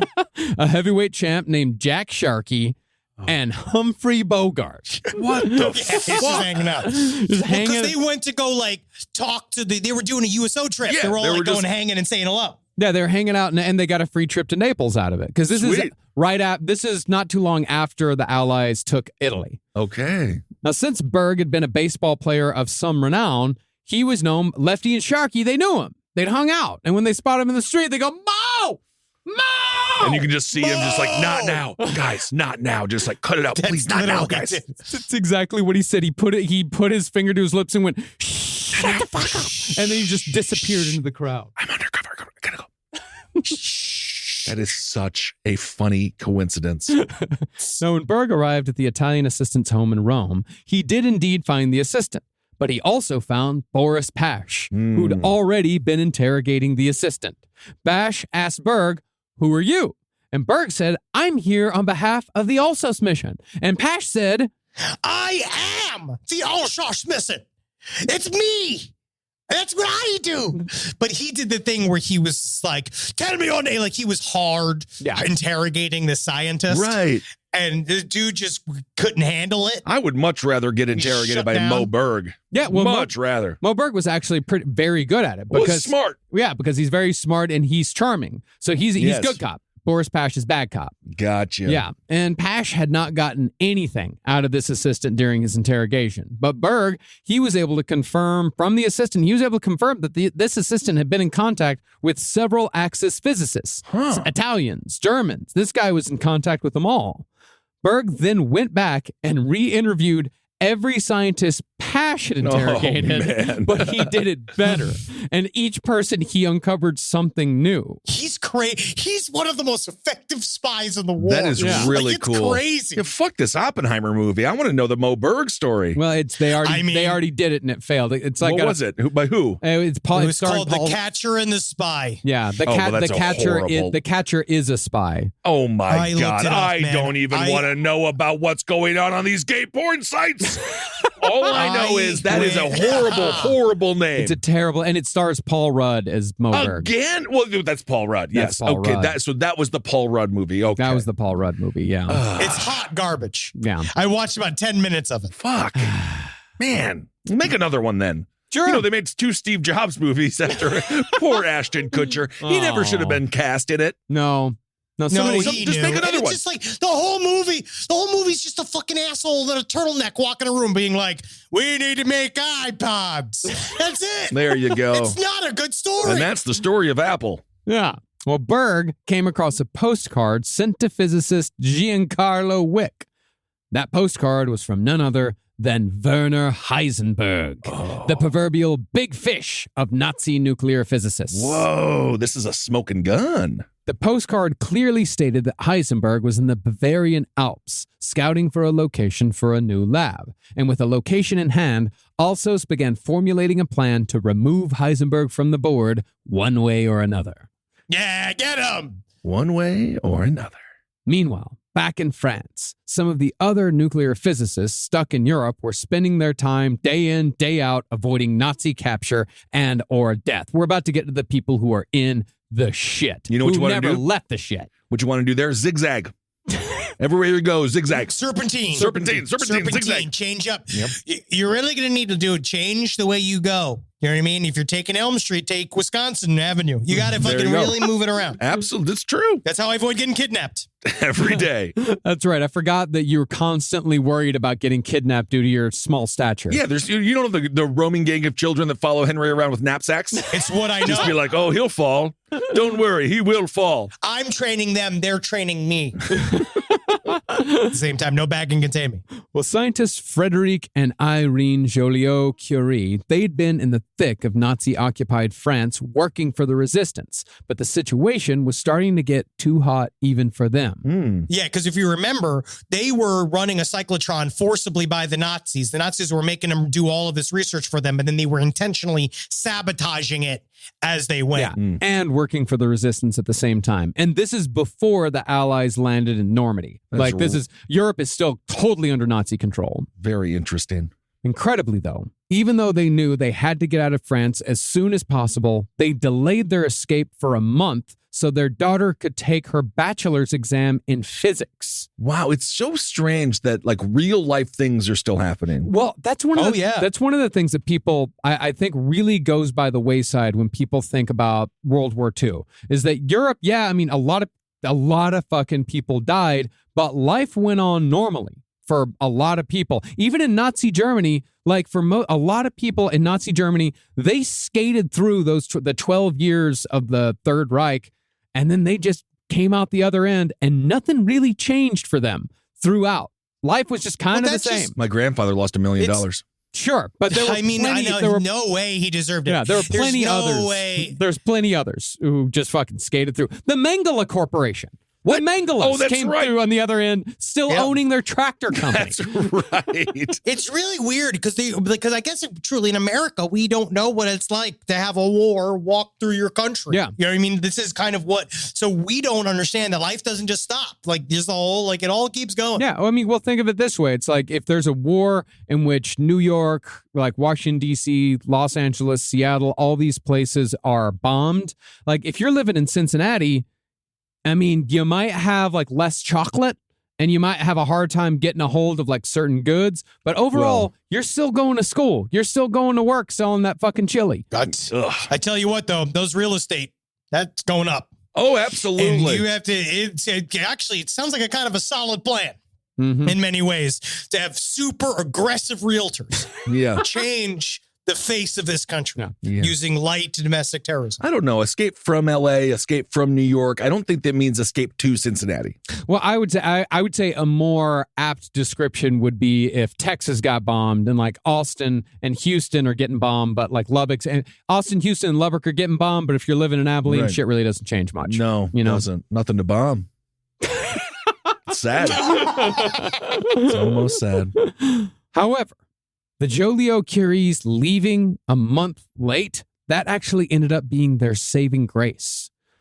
By complete coincidence, the Joliot-Curie family left Paris for Switzerland on D-Day. And since the Germans were suitably distracted, the Joliot-Curies escaped. Had they left a month before, they undoubtedly would have been stopped at the border, where they absolutely would have been captured or killed. Damn. Yeah. And because remember, no one knew D-Day was coming. Not Right, even the of course Nazis not. knew D-Day was coming. Yeah. And once the Allies firmly planted themselves on French soil and began marching towards the capital, the resistance in Paris turned up the volume. And Frédéric Joliot-Curie, who, remember, this guy's just a fucking physicist by day, he returned to Paris to join the fight. Wow. Using his scientific know-how, Joliot-Curie made chemically superior Molotov cocktails by mixing potassium chlorate and sulfuric acid with the petroleum to make the weapons that much more effective and deadly. I would Ooh, imagine they would be crazy. stickier It and sounds they like would burn napalm. harder. Yeah. Sounds like it would just, that's a bad way to go. Yeah. Oh, man. Well, armed with the Joliot-Curie cocktails, thousands of French police successfully defended themselves against German tanks after the police had barricaded themselves inside their own police station. But after that battle, Joliot-Curie received a message that it was finally time to end the fight. With France all but taken back by the Americans, Boris Pash was coming to take Frédéric and Irene Joliot-Curie to safety. Pash found Joliot-Curie in his lab, which was still covered in stamped swastikas, even though the Germans had all been chased out. I just don't. Why do they do that?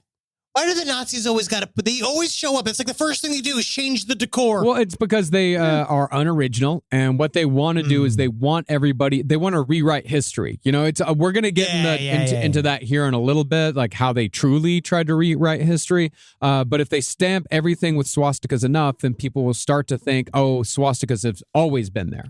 Oh, that it's a subconscious thing. Like, oh, the Nazis must have done that. It's got a swastika on it. Absolutely. It doesn't take long. Yeah, and with that, Alsos had its first victory in their mission to secure a nuclear physicist who'd been floating in the wind.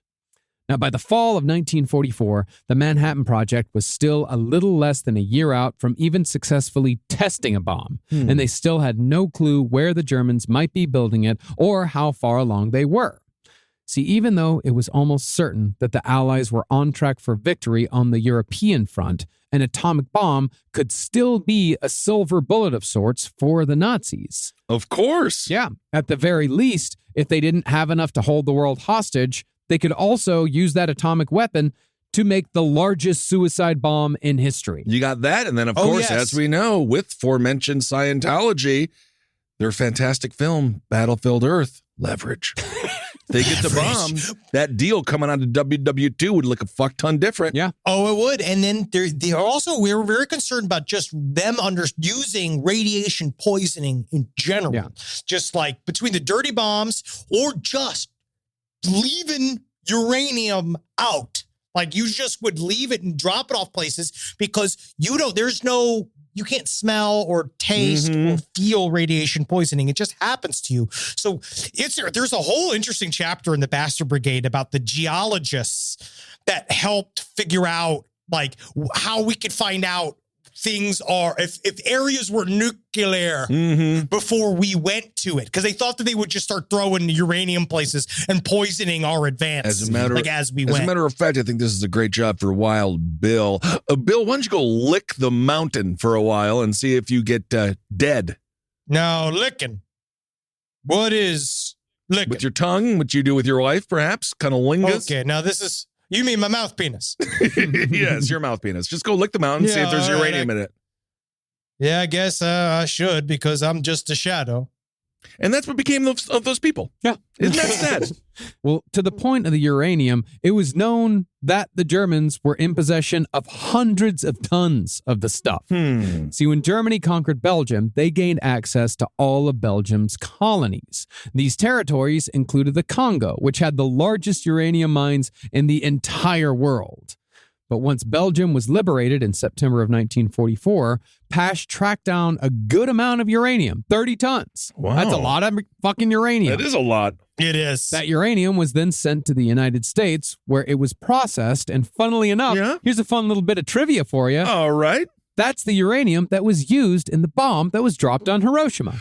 Wow. Hey. Now that's some fun trivia.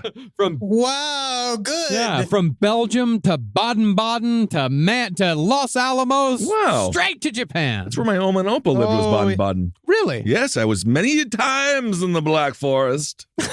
was very fun. Beautiful forest. Gorgeous land. Gorgeous land, actually. Well, we'll actually get to the Black Forest here in a bit. No you can kidding. possibly reminisce a little bit. I had fantastic memories. We would go find castles. It's cool. Do they have a thing called, I feel like, because they went through, it's the lines that they use are actually very similar to the Nazi rat lines that they use later on, because America would also travel to Europe via South America. It was very interesting. They have to go from the trampoline to freedom to bounce that uranium all the way around the world to get back to America. Yeah. But the problem was, it was known that the Nazis had been in possession of 1,000 tons of uranium. Okay. 970 tons were still unaccounted for. That's a lot. The mission of finding it was given to Boris Pash, who would take the rest of the war to accomplish that mission. Wow. So he's better than Hans Blix. Yeah. Oh, my. Remember yeah. that? WMDs? He's going to find that yellow cake, my friend. Okay. Meanwhile, the Allies were also closing in on Werner Heisenberg. His secret lab was located deep within Germany's Black Forest. Uh-oh. That's where bears can talk and lions roar and cats are people and God, there's more food than ever before. Heisenberg is such a little bitch. And so you wrote a whole paper. So we got into philosophy during this time period while he was working on the bomb, because his whole thing was he wrote an entire paper basically exonerating himself. How he made himself. He's writing it. Philosophically, he wrote a paper basically saying, philosophically, I'm just a scientist. And these sciences, you can't attach any sort of meaning to this science. And he did a whole, it was like a 300-page book about why he was innocent. Well, I do understand from a scientist perspective. I don't necessarily think that they have ill intent. Mm-hmm. They just do it. They create the art or they were the making science. an atomic bomb. They were They making an atomic bomb for the Nazis. Yeah, I understand. They knew it was. They weren't making this in a vacuum. Let's they talk knew about exactly where the bomb was going. Beauty of the Black Forest more. The trees are very big, and there's little rocks you can climb, and there's a bunch of bugs. Yeah. Oh yeah. Did you find any Allied bodies out there, like German bodies, like Nazi bodies? No, didn't find any Nazi bodies. Like No. Nazi gold, like Nazi loot? Nope, didn't find any Nazi loot. There was a castle, which was a cafe. And You can find that. That's just a place on the side of the road. no, Yeah, it was in the Black Forest, but yes, it was touristy. Yeah. But then there was other stuff. Yeah, fun stuff. Rise from your grave. Well, for the Kidnap Heisenberg mission, the OSS chose a guy named Karl Eifler, who was pretty much the stereotype of the tough-as-nails special forces spy soldier who snapped necks and broke hearts, all while being a family man. The worst thing is, man, I loved you, and then you're going to go and kill me? Yeah. He's sort of like Arnold Schwarzenegger in True Lies. Oh, no kidding. Yeah, that sort of guy. I'm going to ask this to our audience. sidestorieslpotl@gmail.com. Every single Arnold Schwarzenegger movie, there is a beautiful woman all over that man. Yeah.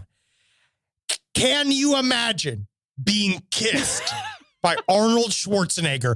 I feel like there is nothing less sexy. I think it's not about the muscles. It's about that big fucking face. He has no and lips. his head, He has and no him lips. getting- He has no wait a lips. second. No, I'm it's not him going to getting allow closer this. going, No. Pierogi Boy and Can't. No. You're such a pleasant face. This is absolutely Pierogi Boy and Can't Breathe over here. No. Arnold Schwarzenegger is an iconic sex icon. Like literally a sex icon. He is? Are you fucking am I insane? Am I literally insane? I'm coming. He redefined what masculinity is for an entire Get to generation. the job. I'm coming. I think this is wow, But that's so masculinity- adorable that you guys actually think for 1 second a woman is turned off by Arnold Schwarzenegger, a man who has only succeeded at every single thing he's ever done. Yeah. And if he was allowed to run for president, would win. But masculinity has nothing to do with sexuality, and his Oh my sexuality has God. nothing to do with him succeeding. He's You merely are so an immigrant success story, Ben. Wrong. Another Kiss. reason why he's hot. Side stories LP. No, you guys are just so wrong. I mean, the body, yeah, but the head, come on. It's It's the Arnold face. Schwarzenegger. It's the Are you? Am face. I? He Okay, has no you know lips. what? I'm not even. He has no lips. I am not going. I'm gonna. Come close. Am I wrong, Fernando? want No. hello. He is You literally. had me at hello. He's literally one of the most. He's considered one of the I'll most have sexy what human beings she's that's ever. having. It's just. Wow. It's just wow that you guys would even think for a second to wow. Yeah, of course he has hot women. Yeah. Yeah, have you again? I'm not gay. He apologized for grabbing butts. He did. He apologized for grabbing butts. He did recently. Yeah. Well, Carl Eifler, he had made his reputation in a mission that seemed to be a forerunner for quite a few future CIA operations. See if you can tell a pattern here.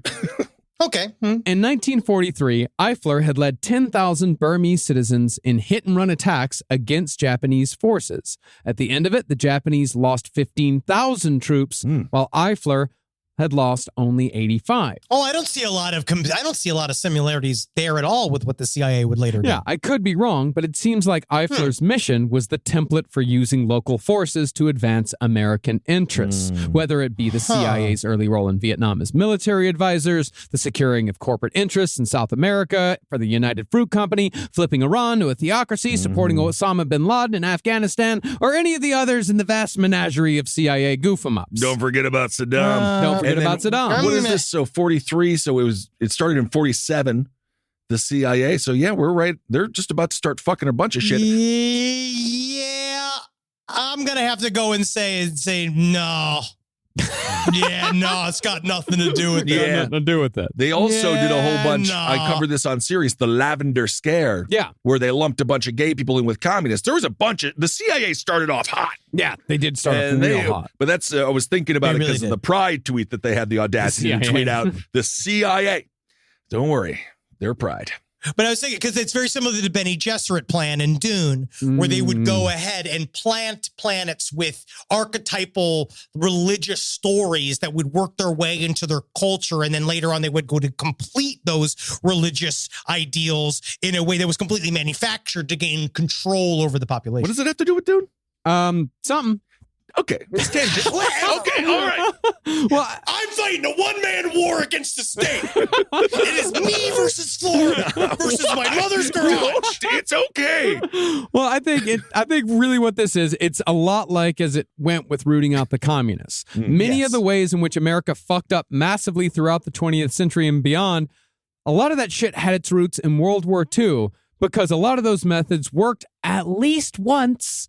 And so they figure if it worked in World War II, it can work again. But the thing is that we keep hitting our fucking heads against the wall over and over again, trying the same shit that worked in the 40s and expecting it to still work today. It's also against like the most pure black and white enemies we've ever had. So it's like all of the templates are incorrect. Yeah. Like it's like they did all of this shit and it's like, no, World War II was this one, 7-year period that was that all of that shit was in play, and then that's it. But yes, we are just in love with ourselves. Yeah, they're still stiffing our butts about World War II. Well, hey, why not? We'll take it. We'll take it. I'll take a little butt sniffing on that. They say history. We've lost 4 wars since. We lost but you know what? 4 wars. We've had 4 wars too.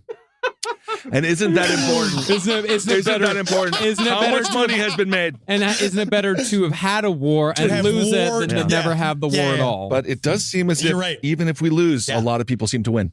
Yeah. Yeah. But either way, we're talking about Carl Eifler here. Yes. After he was done leading the Burmese against the Japanese, he was sent back to America, and that's where he met Wild Bill Donovan. And Wild Bill gave Eifler the assignment of kidnapping Werner Heisenberg. Now, the plan put together for Eifler began with a ruse, where Eifler would pose as an American customs agent traveling to Switzerland.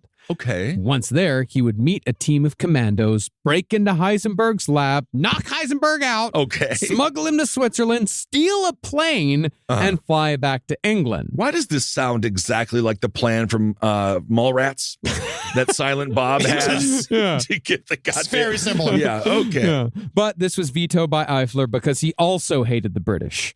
Refused to work with them. Man, these British guys, I don't know what they did to make everybody so mad. I don't know. I don't know what I could happened. see. No one likes what they did during World War II.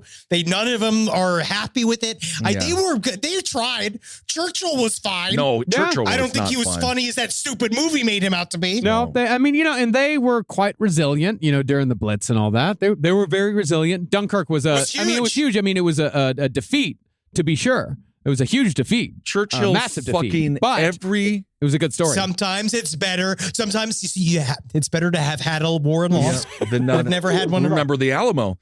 Churchill literally, peak war, every day, 3 p.m., he had to take a nap. Yeah. He did. Yeah, he did. Hey, but that got him through. He didn't do anything. He's like, Bill Gates just bought the IP. He did not. Churchill didn't do shit. He killed There's so many people. No, you got to smoke a cigar. You got to have the bowler hat. Yes. He did a lot of stuff. The war was hard. I only had a nap for a half hour today. But he started every day with a scotch, drank a lot of brandy. Also, that's what he more drank, to my point, I can do that. Gissel, I think that you should lower the rage and see more of yourself in Winston Churchill and how you will one day be a true leader of men, because that's all it takes. I can't wait for the knock on the door when you guys are both there, and it's called something like an intervention, because I've been channeling my inner Winston Churchill by getting hammered at 10 a.m. I'm just Winston Churchill. I'm just Winston Churchilling right now. Start sneaking red wine into my Diet Coke bottles. Well, instead of the British plan, it's just your teeth and lips are just purple all day. Nice thing is they have no idea I'm fucking hammered. Well, instead of the British plan, Eifler designed an even wackier plan where he would impersonate a German general. After parachuting in, he would find a German general's outfit. He'd just impersonate a German general. Then on brass balls alone, he'd kidnap Heisenberg and bring Heisenberg back to America himself. So what Chris Farley and David Spade Come with did. me if you want to live. Yeah. Come with me. One of the sexiest men alive. I will go with you, and we can come together. Come with me, little girl. Yeah, gross and misinterpretation of Arnie's accent, but Tommy Boy, David Spade, Chris Farley had to get on that plane. I've got a plan, and then they take the stewardess outfit there. Well, it has nothing to do with this. It really is there nothing to do with it. Is there an old lady taking a nasty shit anywhere? Can you connect that to this story at all? That was a big now part. I'm thinking Prune Brothers. That was a big part of that scene. Remember when the old lady went and took the shit? Taking a nasty shit. Yeah. Either way, it does seem, and I don't want to, again, it does seem like he's going to be racist though. Because you're going to go and you're going to try to be a German. I would love to see what he does as just like put sauerkraut in his beard. Just God. Oh, yeah. Now, when Eifler asked what he should do with Heisenberg if the two of them were captured by Nazis, Donovan gave him full permission to shoot Heisenberg in the head. Oh, awesome. However, it soon became clear that Eifler's plan was a bit far-fetched, not to mention quite dark. So the operation was handed over to a group that included Mo Berg. Oh. Yeah, that's the thing. You're going to this guy, and his only concern is about, he's just excited to shoot somebody in the head. Right. And because then he's sitting there because, I can always shoot him. We're like, yeah, we know. Yeah. We know. And he's like, listen, his head's right there. What if I strangle him? It's sure, a lot of options. We prefer him safe. But what if I drown him? If we get him, and if you can run a bath, tell him I'm going to make him relax, and then I kill him. It's good to have that as an option. Yeah. Yeah. Well, heading up that team was a Swiss physicist named Paul Scherrer, codename Flute. Flute had been friends with Heisenberg, so he, Mo, and another scientist named Samuel Goudsmit formulated a plan to meet Heisenberg at a conference in Zurich. Did he whistle when he talked? Like, guys, please don't call me Flute. I can't do it, but he could have had a huge fucking cock. Oh, yeah. But skinny and long. Yeah. All right. Well, once they were at this conference in Zurich, they figured they could interrogate Heisenberg on the spot or kidnap him or maybe kill him. But what they really needed was to gain intelligence on the German nuclear program. What if I take a little bomb and I put it in his food? He goes down his stomach and explodes his belly. Another good idea. Let's try to keep him alive just for now. To the chopper. No. That, however, like almost all things Alsos, soon became unnecessary. Yeah. This whole thing is about unnecessary shit. Right. It just could have been cool. Well, during the liberation of France, a treasure trove of documents were found at the Reich University at Strasbourg, which was located right across the border from Germany. This Reich University was one of three whose main purposes were to spread propaganda and indoctrinate students in Nazi ideology. If the Nazis had won, this would be where Mengele would have gone to teach after the war. See, it's just like CRT, what they're doing with our kids now. It's just like that. It's just like Nazi Germany. trying to explain racial disparities of the past. It's just like Nazi Germany. But so-called Aryan physics had been taught at the Reich University as well. What are Aryan physics? Is it different than other physics? It's dumb different shit. from It's literally dumb shit physics. They did actually tell that, like, they told Heisenberg that he wasn't allowed to teach the Jew physics of Albert Einstein. He had to teach Aryan physics It's instead. physics. It doesn't know your nationality. Basically, they were not allowed to because most of the Jewish population, the scientist community, were the ones that created all the stuff about quantum mechanics. And that changed the face of physics. But the Nazis didn't like it because a Jewish person came up with it. So they were like, no, we use Euclidean physics here. Mm-hmm. That's all you can do. Physics. Perpetual motion. Mm-hmm. Drop a feather. Well, one of the professors at the Reich University was the son of the Nazi Secretary of State. His name was Karl von Weizsäcker. Oh, mama. And he regularly corresponded with Werner Heisenberg. Well, soon into the search, also scientist Samuel Gautzschmidt found letters that contained Heisenberg's address and telephone number. Wow. But Maybe don't put that on the letters? But most importantly, the letters clearly stated that the Nazis hadn't made progress on their nuclear program since 1942. This is 1944. So this is like Brett Favre texting the governor of Mississippi being like, do you think this is illegal? When they like literally they put it in like everything is fucked. We're totally failing. Yeah. Anyway, here's a letter. Yeah, exactly. That's exactly what fucking happened. But the problem is that Groves was like, the thing about these Nazis, all they do is 4D chess. It's a lie, a lie, a lie, a lie. And you're like, Yeah. He's not incorrect. This entire section of Manhattan Project is truly, not to be, they were correct too, but they overestimated the Nazis. There's a lot of people that really assumed that the Nazis were like, just about to fuck up everybody at all times and that they were this like unstoppable machine, but they didn't really understand up to that point. It's like, nah, actually, mostly it was a lot of like incoherent psychopaths and dweebs that just fucked everything up again and again and again from the inside out. But at the same time, the Nazis were also highly dangerous and very scary. Very. Absolutely. Yeah, and their shit, I mean, the Blitzkrieg was fucking terrifying. You know, dude. Oh, yeah. Yeah, and they didn't know that it's just a bunch of fucking meth heads and tanks, right. You know, which is even scarier in some ways. Yeah, it's Sweet Tooth, from Twisted Metal. Actually, we kind of stole, that's very American. That's how I view that now. It's just like, because you just let meth go. Mm-hmm. You know what I mean? That would be a great arm. Well, because General Groves dismissed the letters as disinformation, neither the production of the bomb nor the hunt for Heisenberg slowed down for a second. Oppenheimer, meanwhile, wasn't doing Groves' paranoia any favors. He started speculating. He started saying, hey, you know, now that I think about it, maybe the Germans aren't enriching uranium the same way that we're doing it. Maybe they don't need these big factories that we're having to use to build this stuff. Maybe, now that I'm really thinking about it, maybe this science is so new that this German atomic bomb could be built like anywhere. Like with witchcraft. I'm going to tell you now, Robbie, honestly, I don't need this shit right now. Okay. I'm already just kind of, I'm like doing a bunch of shit at once. But if you like think about, but if you feel like I'm a general, not a specific. I don't know how to do it. I don't know what else. I don't know what you're saying. You know, you think too much, Happy. I need you to just think this direction. I need you to just think in another way. But it is good to be scared. Keep you on your toes. It's war. Yeah. It's fit to be scared. Yeah.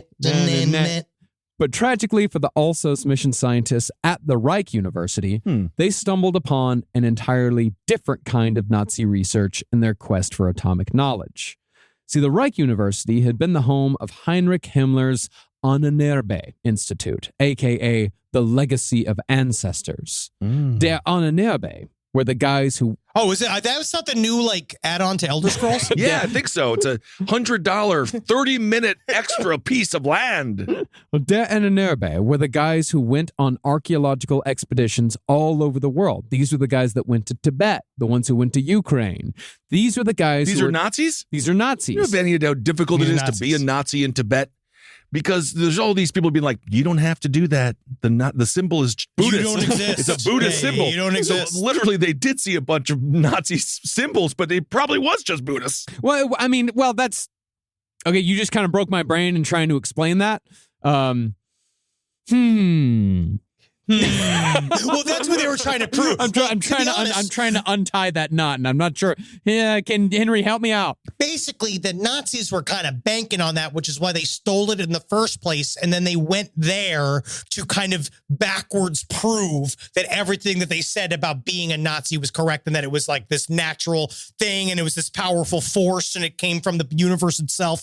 And that so they used that to retroactively, when we were seeing the swastika, most of Europe did not know that it was this ancient other symbol. So then they would go and use this school to cover all of these ancient things and see, look, you see, no, we've always been there. Yeah. These guys are all ancient Nazis. Yeah, they can go. They went they measured like the noses and the faces and the bone structure of Tibetans, and to try to prove, because that's the thing, is that these guys were high on their own bullshit. They believed what they were teaching. They were all this shit was coming down from Himmler. Because they had to. Yeah, they absolutely They literally had to. fucking had to. And they were therefore also involved heavily in Heinrich Himmler's occult studies.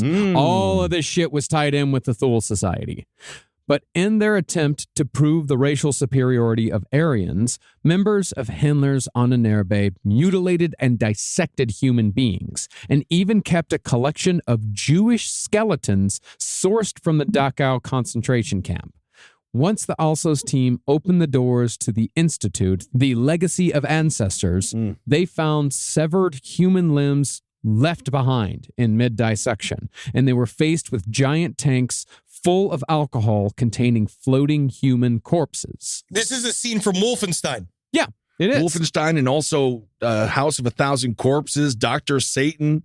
This is just nasty. Yeah. Well, most likely, those corpses have been a result of the polygol experiments. In these, a victim will be given a tablet of a substance called polygol, which was made from beets and apples. Mm-hmm. Ooh, nice. Yeah, I mean, ooh, so it's organic. At this point, so it can be sold at Erewhon. It's not that bad at this point, but the victims would then be shot through the neck or the chest, or they would have their limbs amputated without anesthetic while they were still alive, all to see what effect polygol might have on blood coagulation. What effect did it have?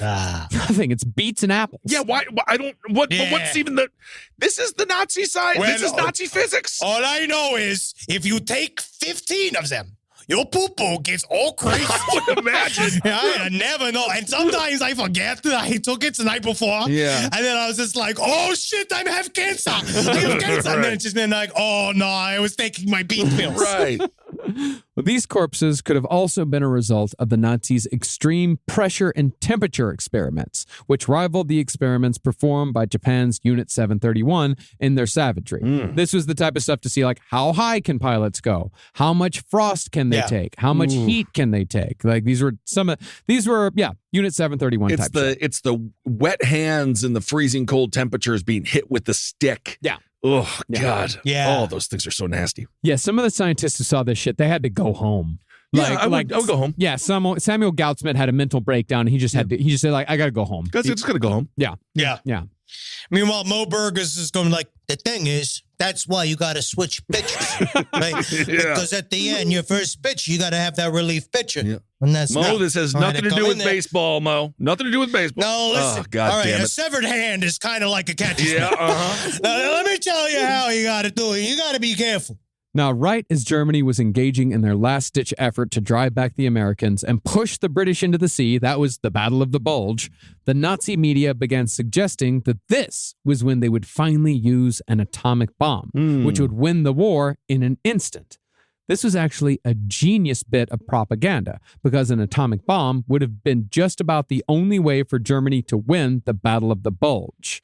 The most capable German soldiers were by this time either captured or dead, and the army was near the end of their resources and equipment capabilities. The German people knew all of this. The Manhattan Project, however, wasn't taking any chances. No. They were still on the Heisenberg case, and on December 18th, Heisenberg gave a lecture to 20 fellow physicists, and the audience was Mo Berg, who had concealed on his person a Beretta pistol. Ooh, cool. Yes, he put it inside his giant, extravagant wig. And then he had a lasso inside of his beautifully laced corset as he was dressed as the absolutely sensuous Velvoli Roberti, an Italian mistress of propaganda. In no way a former catcher for the White Sox. Ciao. I'm here to take you out on a date. I heard you like physics. Well, Mo's assignment was simply to just kill Heisenberg after the lecture. We're not going to get him. We're not going to kidnap her. Just fucking kill him. But by the end of Heisenberg's 2-hour talk, Mo Berg just couldn't do it. He wasn't a murderer. Oh, come on, Mo. This is why you never won the big World Series. Dude, do you have any idea how many assassination attempts were stopped against Celine Dion? Once she hit, it's all coming back to me now. And they're sitting there and they're just being like, I can't kill this incredible woman. Well, I just really hope that Celine's doing well. She has a severe illness. She does. Her bones are calcifying. Yep. It sounds like a horrific, horrific I disease. chose a random name. Yes. I literally it just came from the ether. I forgot that She has she's a got real illness. like frozen syndrome. Yeah, no, I know this. I'm sorry. Is it locked in? I think she is like locked in or something. It's slowly becoming locked God, down. I wouldn't make jokes about her. It's locked out syndrome. It's locked out Absolutely. syndrome. That's just, it's bad taste beyond. I think it's horrible. It's almost like someone from It's Florida would say that. Right now, they're looking for a proper locksmith because she has locked out syndrome, which means she can't get back into her own brain. Wow. And she's just watching it from the side. It's really very sad. I should have chose Michael Bublé. Yeah, Michael Bublé. Hot down there in Florida, huh? Really hot down there. I must sleep. I am on a bed. My parents got a futon on discount, and it's a slant. I'm sleeping at a 25 to 30 degree slant, like I am in one of those air prisons. Wow. On the side of a mountain. All right. I woke up pooled at the end of my own bed. Well, that's good. I'm sore. I saw a bunch of pictures of myself at 300 pounds. Right. I just need to move forward today. Yeah, absolutely. You're having a rough go of it. I gotta get out of here. Well, Mo couldn't bring himself to kill Heisenberg, so he took a less violent route. Flute hosted a dinner party in Heisenberg's honor, and that was where a much simpler plan was enacted. Okay. They were going to get him drunk and see if they could get him to talk about the atomic bomb. That's so much nicer than killing him. It's like so much nicer. Well, what if we could kill him? Literally, Mo Berg is sitting there. Mo Berg is literally like, all right, I'll put a bullet in his brain, or we could have a party. Yeah. Huh. Feed him a bunch, get him drunk. I get two? I get some? Heisenberg's like, what about the other idea? That second idea's fun. A dinner party. But Heisenberg was more interested in talking about Nazis and how they related to his beloved Germany. Yeah, he honestly pontificated again about why he's innocent. Yeah. After his tongue was loosened by wine, Heisenberg said that the good people of Germany were being demonized. The Nazis, they was the last bulwark between civilized Europe and this coming Red Horde. And besides, the Nazis hadn't really done that bad stuff to the Jews. Yeah, really nothing more civilized than attempting to take out an entire continent. That is so civilized. No, he's a full apologist. Yeah. Finally, though, after all that blustering, Heisenberg admitted that Germany was going to lose the war. However, he still said, quote, "But it would have been so good if we had won." That's it? Yeah. But it would have been good if we would have won? That's it. Everyone's dead. And then your response is, but it would have been good if we would have won. Everything, he's the Sarah Jessica Parker of the Nazi party. Every single thing is about Heisenberg. Right. You can't, it's all about him and what he's dealing with at all times. Hitler's like his Mr. Big, and are they going to get back together or aren't they? I don't know.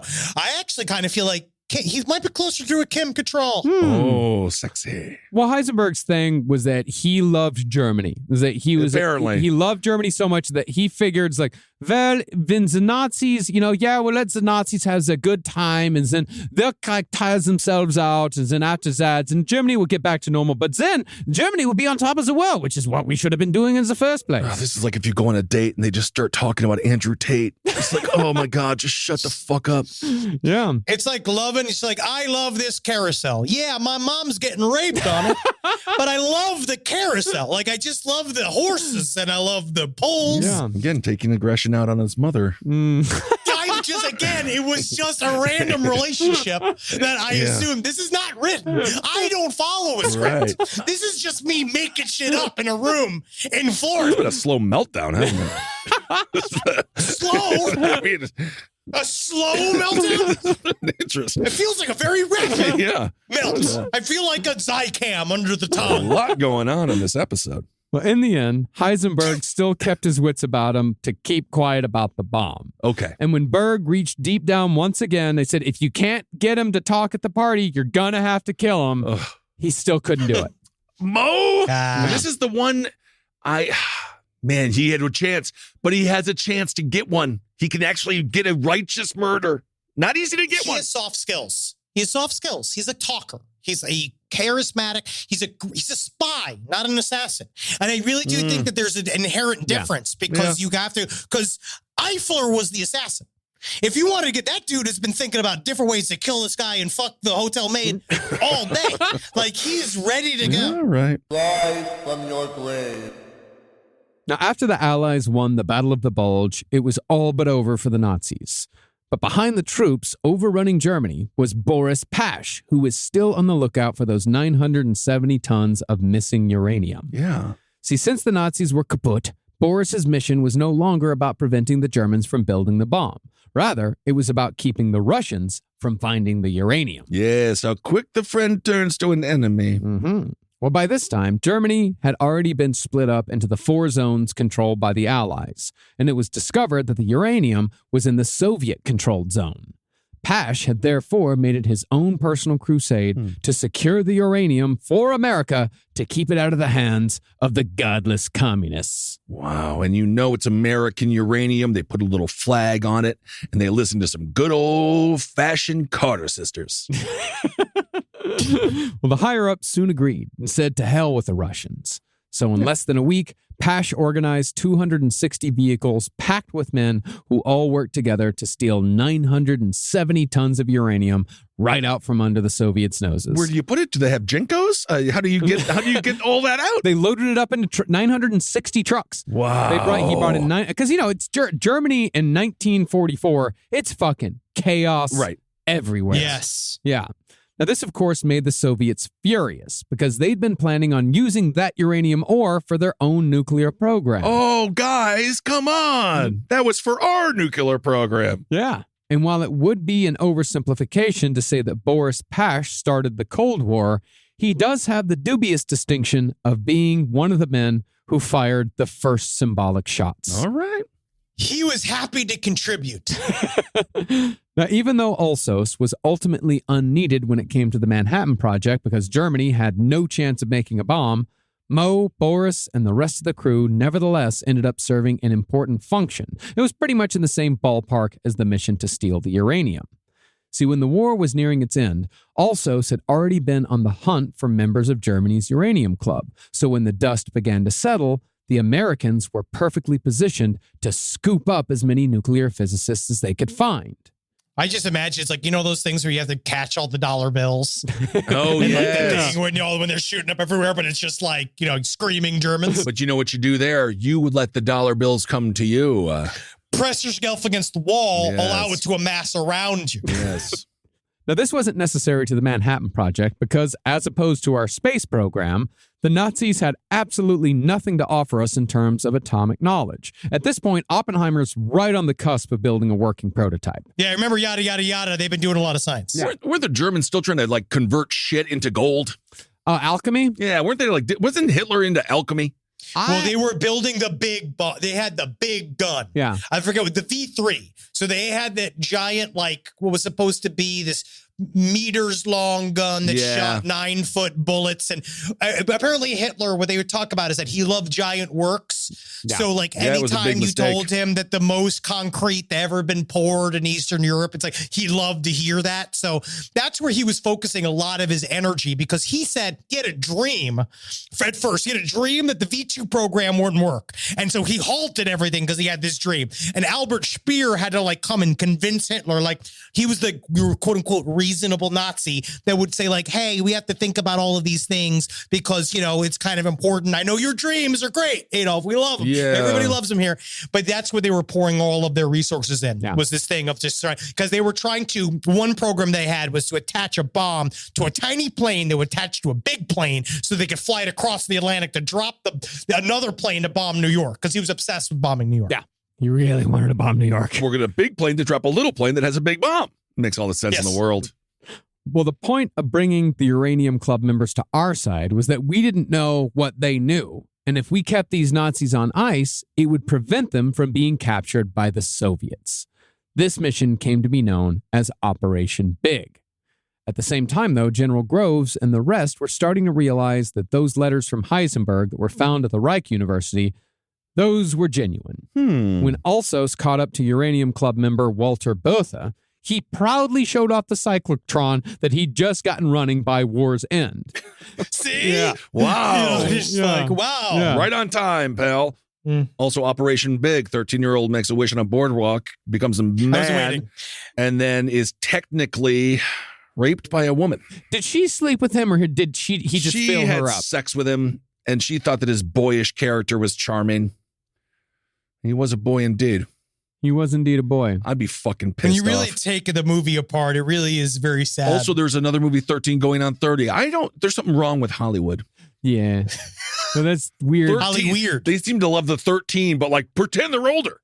Yeah. It was back in the day. It's back in It the was day. like 10 years. No, anyway, we'll go on. I mean, I would say it's more to do with, wanting to play to the adolescent fantasies of the audience that a 13-year-old would like to see what if I was big and got to sleep with that woman instead of it being an indictment on their own personal fantasies of being If I an was older 13, woman, because there as weren't a, really any older women that were in charge in Hollywood. As a that would 13-year-old who was big, it's fucking a nightmare. So you're just supposed to be an adult, but then you're not. So. Well, Samuel Goldsmith, when he was shown Walter Botha's cyclotron, he could barely stifle a giggle because what Botha had built was an after-school science project compared to the cyclotrons that had been developed back in America. Wow. Even so, though, the top priority was to track down Heisenberg's so-called uranium machine and ultimately Heisenberg himself, still in the wind. Now, after the Battle of the Bulge, Heisenberg's military exemption was revoked. Almost everyone left alive in Germany following the battle were drafted into the Volkssturm, the People's Militia. This is just old men, women, little kids. They were all expected to die for Hitler in a symbolic mass suicide. Throw yourself... About that, though. How mass? How big? Exactly. Well, Heisenberg, of course, had no interest in doing such a thing. So he teamed up with his buddy Carl von Weizsäcker to continue atomic research on his own in the middle of a war zone.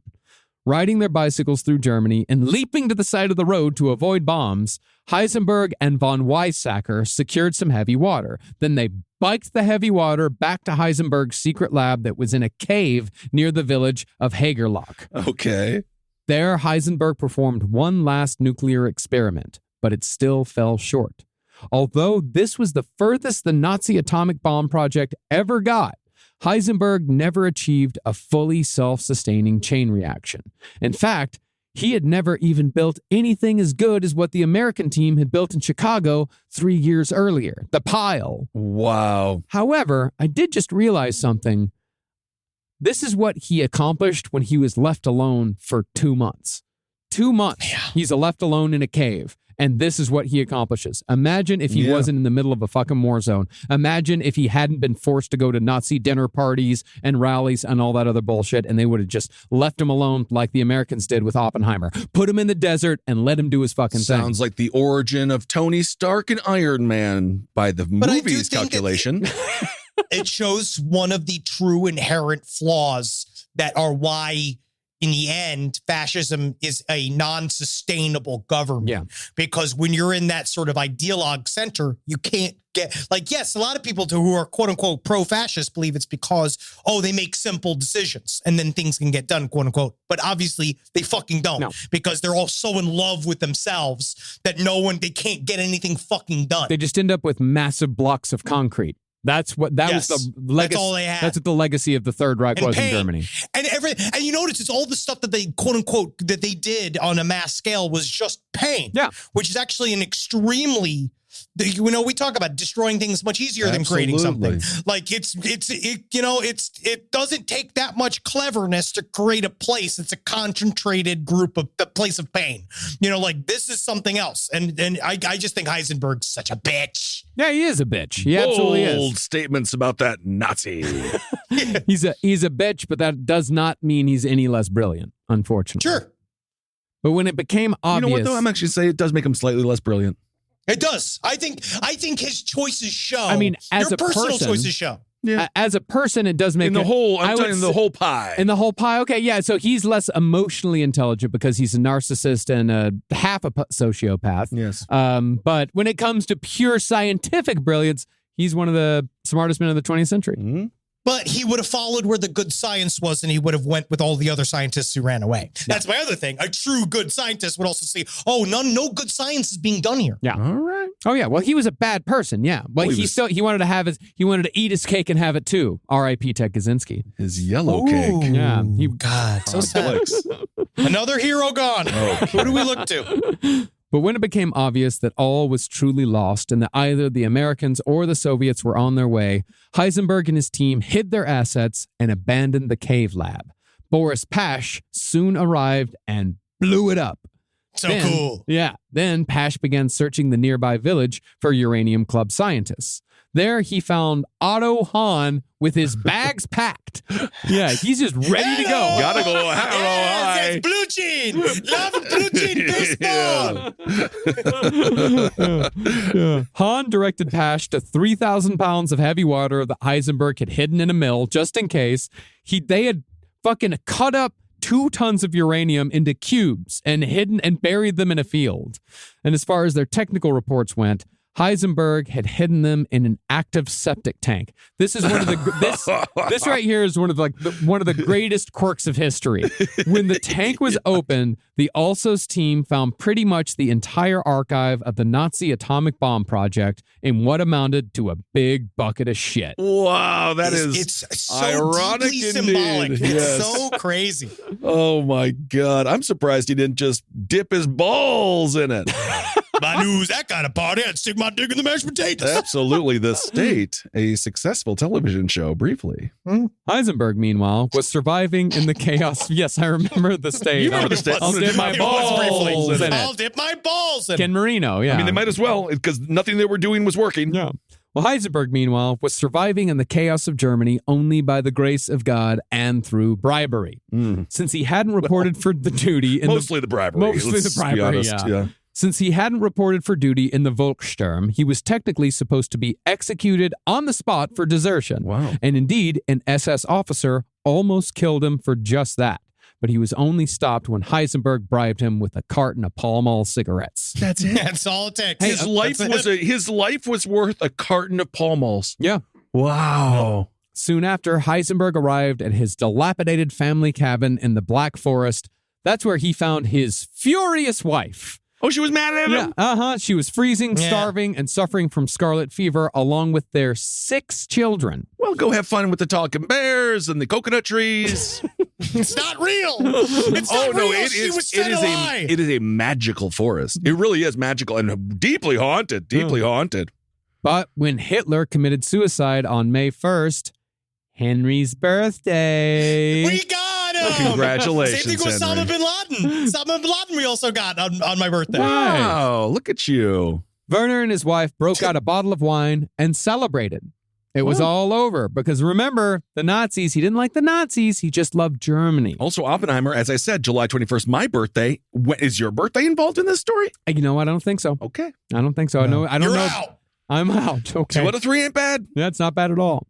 Well, they were clinging to the hope that all Germans clung to at this point in history. Pretty much, let's hope to God the Americans find us before the Soviets do. I thought you were going Or to say. they knew for a fact, that Hitler had lived and moved his way to South America, and he knew that eventually he would come back to create the Ninth Reich. And that once he hit 90 and he had robot legs, he would be able to really orchestrate a new thing there. There does have to be somebody being like, Synth music. there does have to be someone who's just like, what if they forget?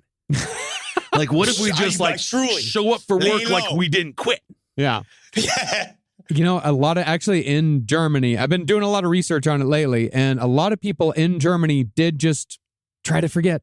You have to. They just they all just Try to move on. They wouldn't talk about it. Like that's why, shit got real weird in Germany in the 60s because their kids were like, "Hey, so what were you doing between 1933 and 1944?" And most of them were like, the kids came. and they all almost universally, everyone would say, "You weren't there. You don't know what it was like. I don't want to talk about it." Yeah, I believe that. Yeah. Yeah.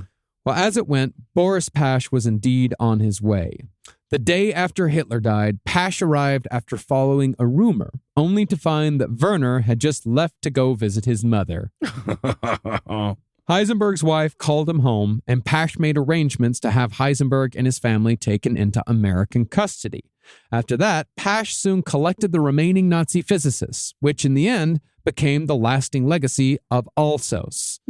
They were successful in keeping every single member of the Uranium Club out of Soviet hands. Wow. And even though the Nazis were far behind in their atomic research, a mind like Heisenberg's could have easily brought the Russians up to speed if he'd had access to the intelligence that was being funneled out of Los Alamos by Soviet spies. Heisenberg, however, was still convinced that his experiment in atomic research was as far as anyone had gotten. He's so stupid. As far as he was concerned, he was on the verge of a massive breakthrough. He was therefore excited to continue his work with the Americans, and as he put it, he was going to catch up the world on all this nuclear reactor business. Up his own ass. Wow, thank you so much. It was only when the bomb was dropped on Hiroshima 4 months later that all the members of the Uranium Club realized just how far behind they'd been. Wow. And it's with the testing and dropping of that bomb that we'll continue our series on the Manhattan Project. All right. Holy hell. Long, strange trip it's been. And next week, we're finally going to get to all that melting you guys have been asking for. Yeah, what's it called? Frothing? Sloughing. Sloughing. Well, the sloughing probably won't come. To be fair, sloughing won't come until episode 5. Next episode will be mostly vaporizing. Oh, vaporizing, getting super hot. You're gonna love it. Again, I have this. There's one whole book that says it didn't happen, and I don't know how. Why they think this. So I'm gonna go through this whole thing. It's very strange, but it's God, man. We're gonna get into it. This is when it gets real grisly. You know what, I'm putting my conspiracy hat on here. Not when it comes to this, because it definitely happened. But moon landing, 50-50. 50-50, okay. I'm going 50-50 on the moon landing. This is great. We have done so much work and I know the last 4 weeks that you have literally just torn apart with one statement with Marcus sitting next to you on camera. Was the one statement to literally drag all of this. Marcus agrees with me. No, I don't agree. Hours of research. I don't agree with you, but I'll meet you halfway. And you know how I'm going to do that? 50-50. 50-50. I'll meet you halfway. We did land on the moon. But we lost the footage, and so we had to recreate it. Yeah. How's about it's that? Not real. Buddy, it's been debunked. I can't simply believe don't I'm know. here. We It was simply we don't do know. We do know. We But really you don't tell know that because to we Buzz Aldrin. simply don't know. If you go up to Buzz Aldrin and you say that to him, he will suck you. I watched a clip of Buzz. I watched a clip of Buzz saying it didn't happen. Yeah. And that was on Instagram. And so that's like a mail service. Actually, I didn't know that it was on Instagram. My favorite small epilogue from this episode is that when the bomb was dropped on Hiroshima, Otto Hahn called Heisenberg a second rater. Yeah. Nice. The highest insult you can give. Yeah. Okay, everyone. In Germany.